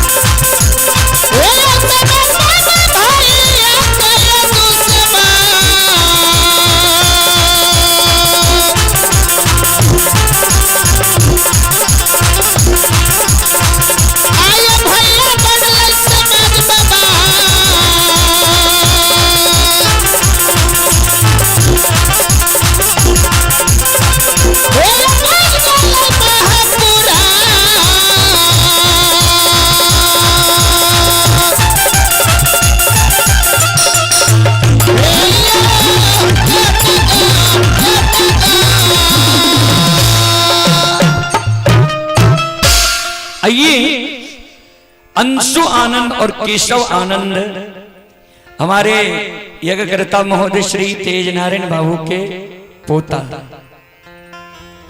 उनकी ओर से 101 रुपए की पुरस्कार आए हैं। और श्री गणेश बाबू मुलगैन जी पहाड़पुर की ओर से आशीर्वाद स्वरूप हमारे मंडली के लिए 101 रुपए की पुरस्कार आशीर्वाद भेजे हैं। गुरुजन के चरण कमलों में कोटि कोटि नमन करता हूँ, आशीर्वाद चाहता हूँ, भगवान से कामना करता हूँ भगवान श्रद्धालु के मनोकामना को पूर्ण करे। जय हो दानी श्रद्धालु की जय हो, उनके समस्त परिवार की जय हो। अइला से बकिया बाबा तोहरे दोरिया हो अइला से बकिया बाबा तोहरे दोरिया हो बाबा अइला से बकिया बाबा तोहरे दोरिया हो बाबा अइला से बकिया बाबा तोहरे दोरिया हो बाबा हो सेवक के मन के मनो दुरियो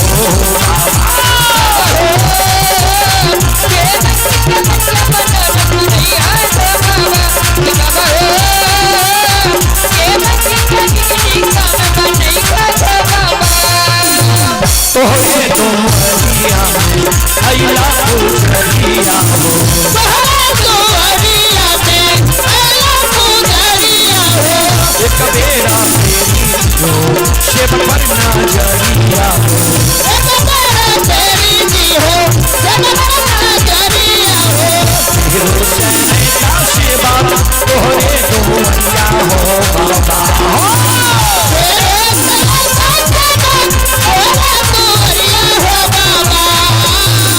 हिरो से सेवा तोहरे दोरिया हो बाबा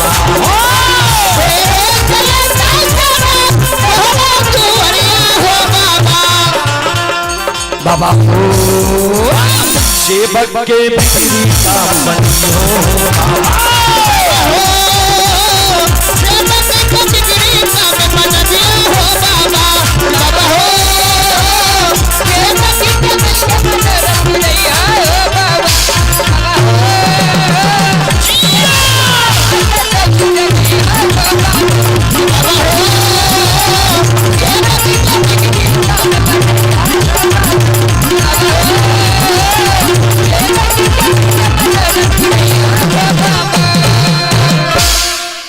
आइए आप हैं अनोज कुमार मंडल पहाड़पुर के निवासी हैं। अनोज बाबू की ओर से श्रद्धा के साथ बड़े उदार दिल से 101 रुपए के पुरस्कार आए हैं। श्रद्धालु को बहुत बहुत धन्यवाद, लाख लाख शुक्रिया, बहुत बहुत साधुवाद। आइए ये विजय बाबू पहाड़पुर हमारे यज्ञकर्ता महोदय श्री तेज नारायण बाबू के छोटा भाई ही श्रद्धालु की ओर से शानदार 101 रुपए की पुरस्कार आए हैं। श्रद्धालु को बहुत बहुत धन्यवाद, लाख लाख शुक्रिया, बहुत बहुत साधुवाद। जय हो दानी श्रद्धालु की जय हो, उनके समस्त परिवार की जय हो।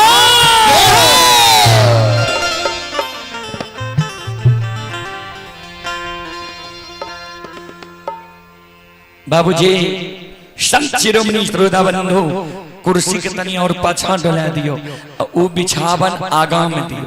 सत्संग भजन में श्रोता के आगा से बैठे के चाहिए जी, आगा से बैठ के जते सुने में समझे में अच्छा लगे छे। पाछा कोई भी कलाकार के पाछा बैठे के चीज नहीं छी। सज्जन श्रोता बंधु, माँ बहन बाबू भैया सब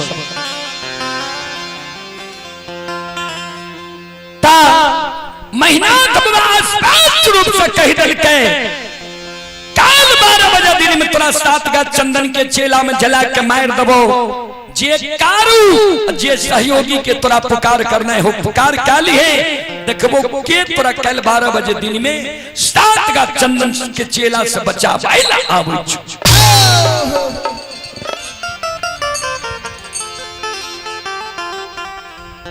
बाबूजी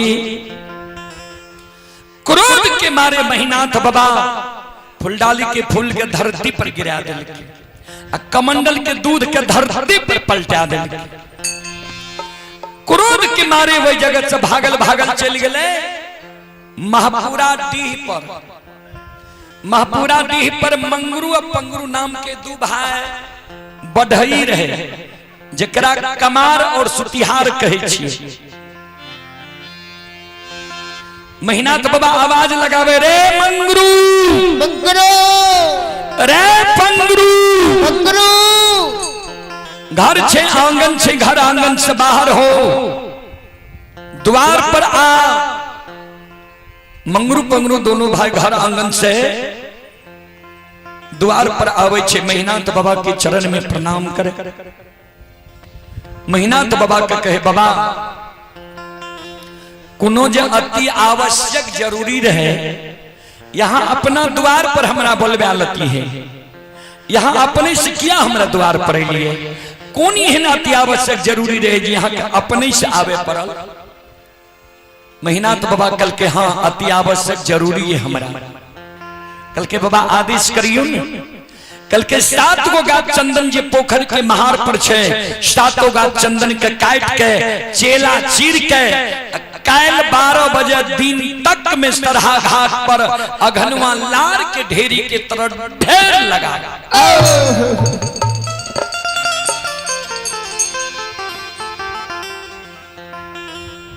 श्रोता बंधो, संत शिरोमणि श्रोता बंधो, मां बहन बाबू भैया सब मंगरू पंगरू दोनों भाई चौंक गले। बाबा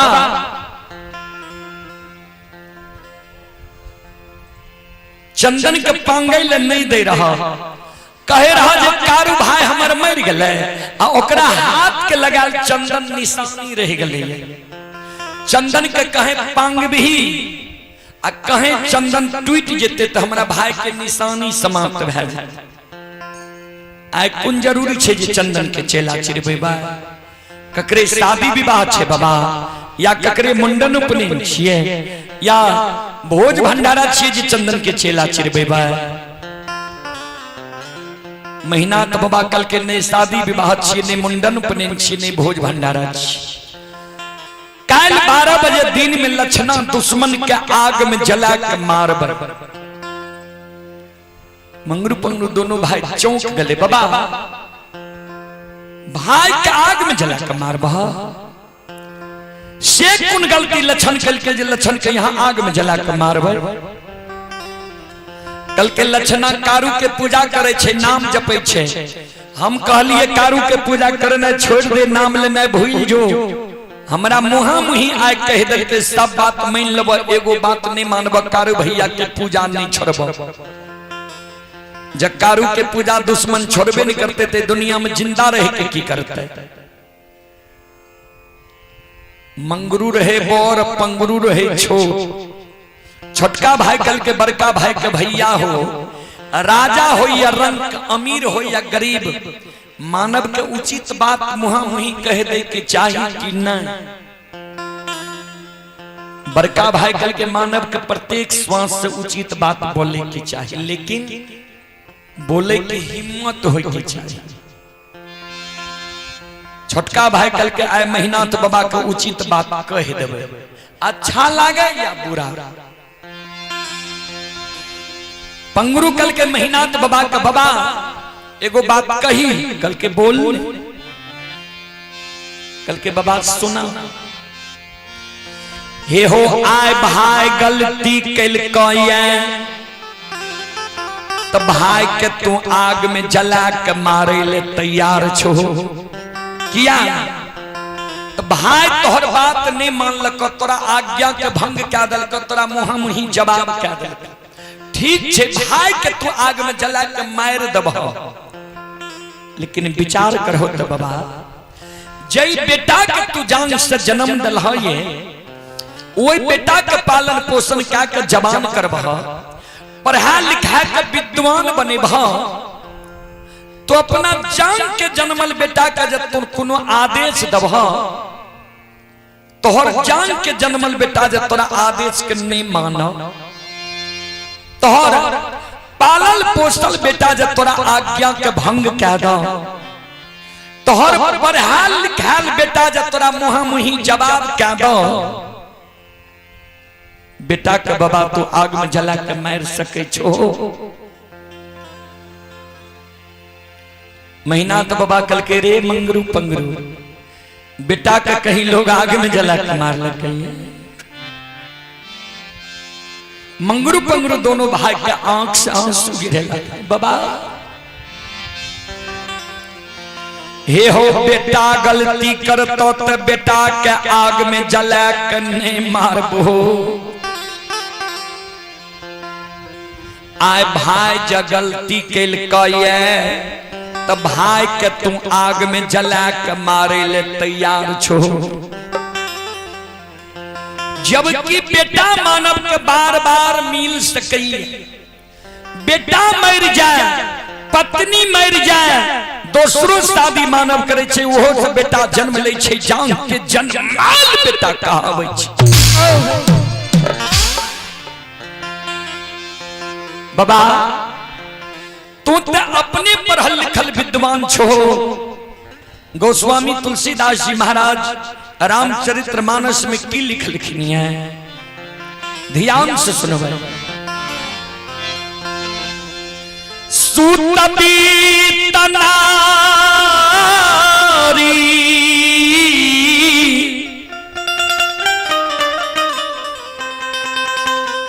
भवन परिवार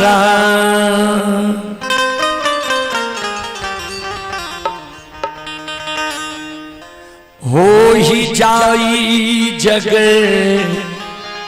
बारंबार।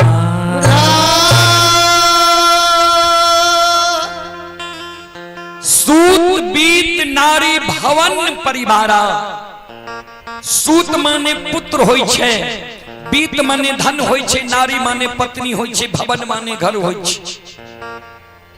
परिवार में पूरा परिवार, ये सब चीज मानव के संसार में दोबारा मिल सकई।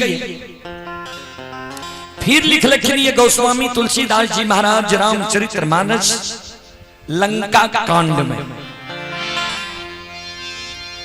अस विचार उठहु मोर ताता,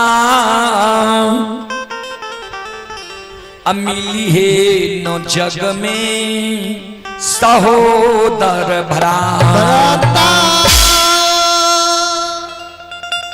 भ्राता के अर्थ भाई होय छे। पंगुरु के महीनात बाबा के बाबा, हे हो बेटा बेटी पत्नी धन संपत्ति हित प्रेमी दोस्त महीन, यार कौर कुटुंब तोरा ए दुनिया में बार बार दोबारा मिल जेता। लेकिन जे सहोदर भाई के आय तो आग में जला के मारे ले जा रहल हो, वही सहोदर भाई के जब तू आग में जला के मार दब हो। ए हो महीनाथ बाबा ता के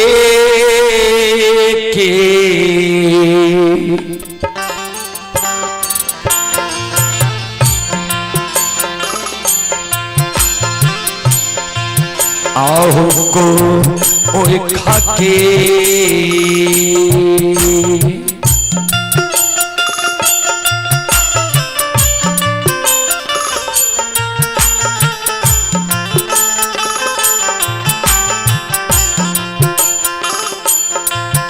हे हो जनमल सहोदरा,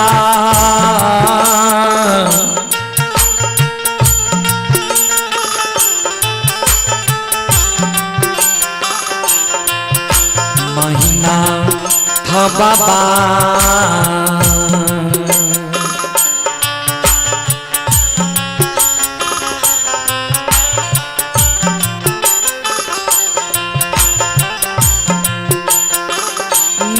मिलता दोनी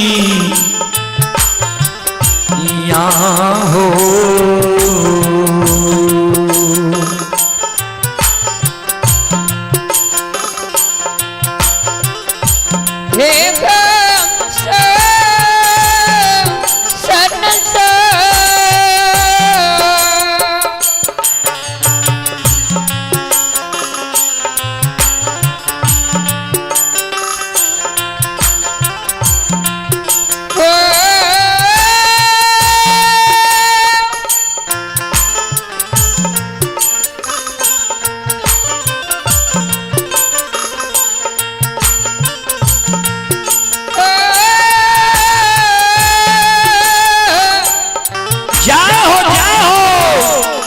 हेलो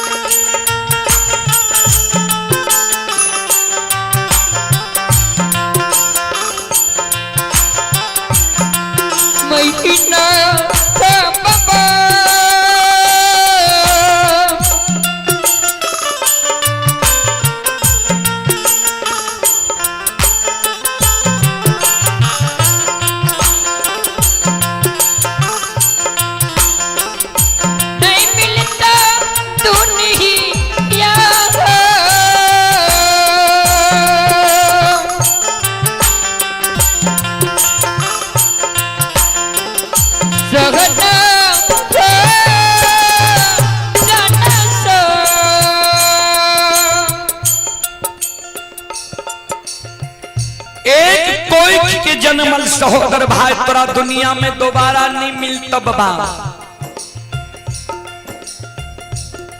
आइए पुरस्कार की ओर आप हैं बूचन कुमार पासवान पहाड़पुर के निवासी हैं। श्रद्धालु की ओर से ऑनलाइन फोन पे के द्वारा 21 रुपए की पुरस्कार आए हैं।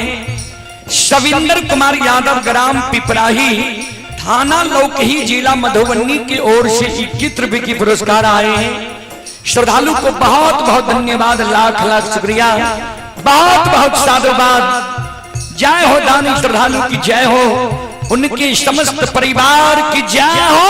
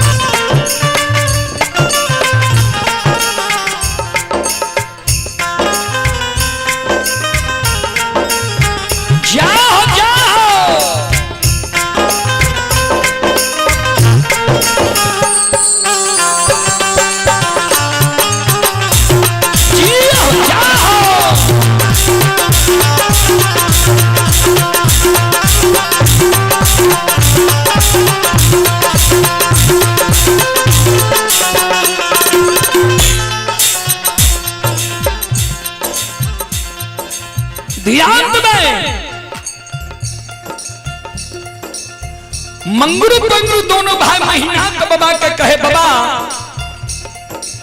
विचार करत है, बेटा जब बाप के जान पर गंदा क्या दे छे, बाप की करे छे जान काट के फेंक दे छे कि गंदा के साफ करवावे छे। वह समान लछन तोहर छोट भाई पुत्र के समान छ, तू लछन के लिए बड़ भाई पिता तुल छो। लछन जो गलती कैल के तो लछन के बुझे समझे कि आगे में जला के मार दब। यहाँ छे बड़ भाई के धर्म, यहाँ छे बुजुर्ग लोग के कार्य। ए महीना तो बाबा हमारा बाप के बाबा तू मान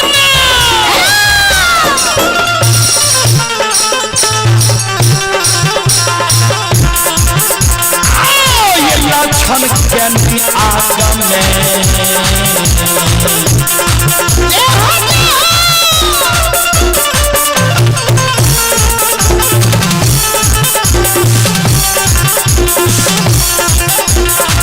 ओ ही नाथ बाबा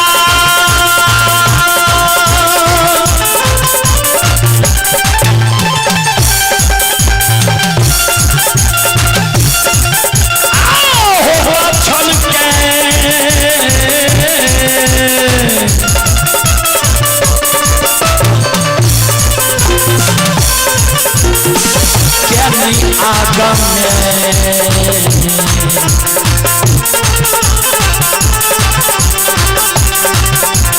चलियो ये महीना पंडित बाबा